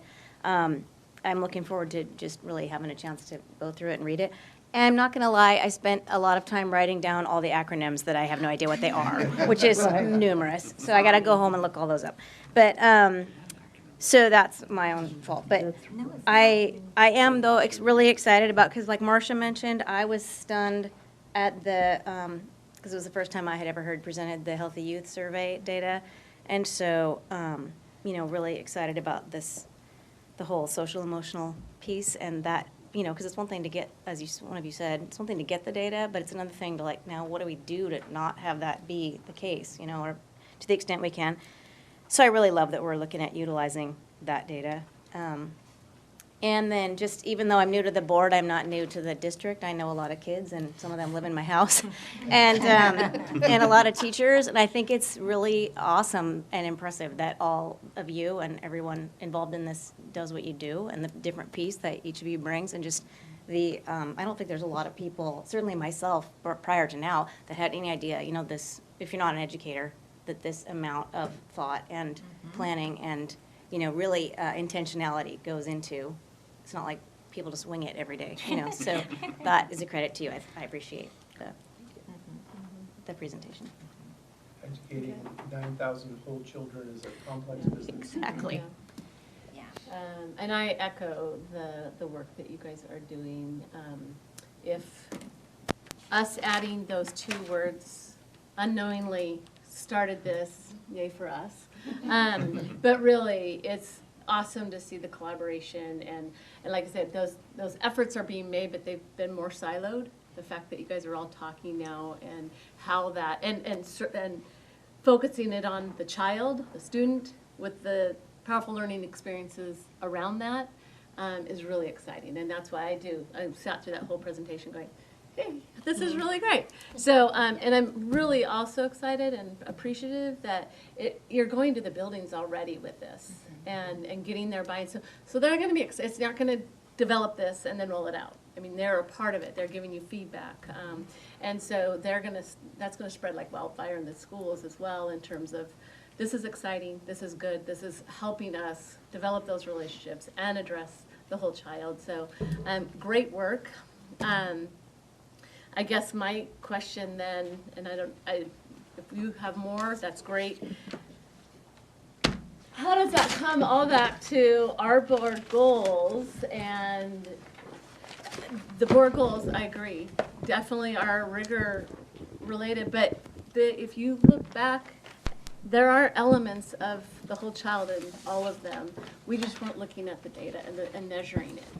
And thank you for trying to figure out how to measure that. And those are kind of exciting things to start looking at. So I'm going to turn it back to Art, unless you guys have more, like where you think we should go as a board with the goals to support the Peninsula Promise. Yeah, Vice versa. probably 3 comments, and it's late, so I'll make them relatively short. I guess first, if I were a cat, I'd be purring right now. I hear you, actually. What I think we've had a chance to share with you as a board tonight is that in the midst of all the flurry of bond issues and planning the buildings and doing the things you're seeing, there's been a lot of work, and whether, again, mix the metaphors, but a lot of paddling under the water. And the most significant thing, I think, is to bring to your attention some of the tie-in of the work you've been hearing about in the people and where it fits as you sit down as a board and say, what do we want our plan to be? What do we want to refine as our goals? And in some ways, we took advantage of you that there weren't any goals and we had work to do, so we just set out to do it. And I say that proudly. I think it's wonderful work, and I couldn't be more excited about watching this crew and others dive in and continue to flesh this out and implement. So you're seeing pieces, I think we put an example of goal number 1 was just implementing the system that you're hearing about and changing some of the roles. And it's not just changes in titles, it's really the functioning work. So that in fact we could begin to, we could continue to carry it out, but try to carry it out in a little better system, a little more efficient, know a little more of what we're doing, take advantage of the talent and turn people loose, embed it in a way that it doesn't get to stop. There's just no stopping place on this. It keeps going. The reason I say all of that is that it in a way, it hands it back to you to say, I think we've tried to say, here's what we can share with you that we're doing and how we're doing it, how the organization is working, and where it comes together and where it dovetails. But really then, in a way, recognize that over your time, as you address this in whatever manner of retreats and discussions and strategic planning and times when you get to talk and we're not just talking at you, where you get to develop the part that really will also be long-lasting, and to figure out when and how to do that. I've recommended, and I'm hoping, and it sounds like we might be able to get some retreat time in August, and whether or not in your one board meeting in July, you want to try to figure out how to squeeze in some of this conversation, or I would be open to having just another meeting. and that's really the point that I would say, is to turn us back into a support system for you and good listeners. We're going to keep working away as fast as we can paddle and do this. And it's funny because we really are, as I mentioned, Chris's new title, that's all of about 8 hours old, maybe 6. This is really dynamic, and we're doing the work, and so I give that to you as a basis. I think that I would hope puts you in the best place for strategic planning that I can do as a superintendent. And that's just to arm you with what's happening, what's the talent here, what would be your thoughts then as the board members, as leaders, of what's next. And I don't know that I've used up all your time with these multiple topics this evening.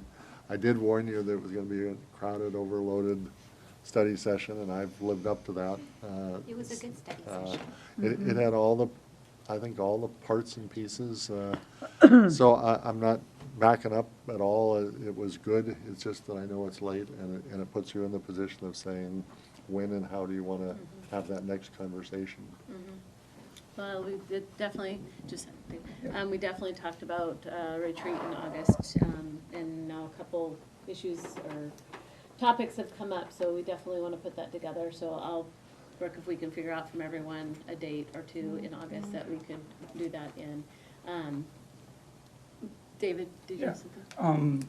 Just over the years, we hear these new programs, they roll in, and you hear this new thing from this school district over here, this school district over here, this state here, and it just seems to be like the new education idea of the day.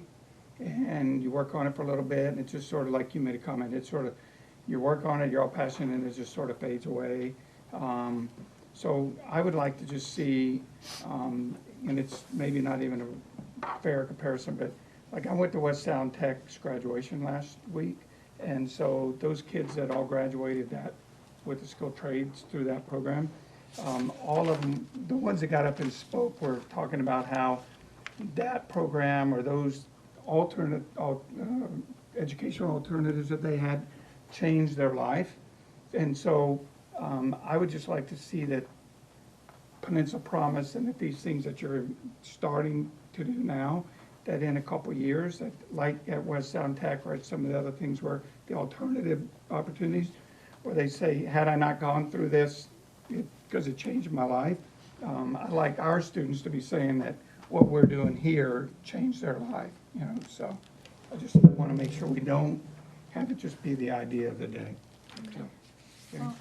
So, thank you, David. So let's figure that out in August. I will say that, I'm speaking on behalf of the board, we're not gonna go into August and completely change directions. So that messes up all of it, so that we are ready to start the school year with some kind of. We don't have to make a decision tonight, but I would like the board to consider to have a special study session or retreat specifically for this in July. Because. Can we not make that decision tonight? I said please? that, yeah. Yeah, okay. Because August rolls around, there's a lot of things that happens in the summer, and then, they need to get ready for school to start in September. So, I think it would be nice to have, something a little bit more formed. Okay, so we'll figure out the timing on that. Okay, thank you. Okay, thanks I for would just that like to consideration. Say, we're also are going to begin at some point in this year, the superintendent search, also discussions of the levy. We'll figure out the So timing. let's figure out the timing. We got it. And understanding the new finance and levy collection. And that's our next board meeting. It's gonna be a fun summer. June 20th is gonna be It's gonna be a fun summer, right? We're Well, gonna enjoy it. June 20th. So, with that, there's a piece of paper here. Do you have anything else? Okay. At 9:20, our longest board meeting with you, I believe, meeting is adjourned.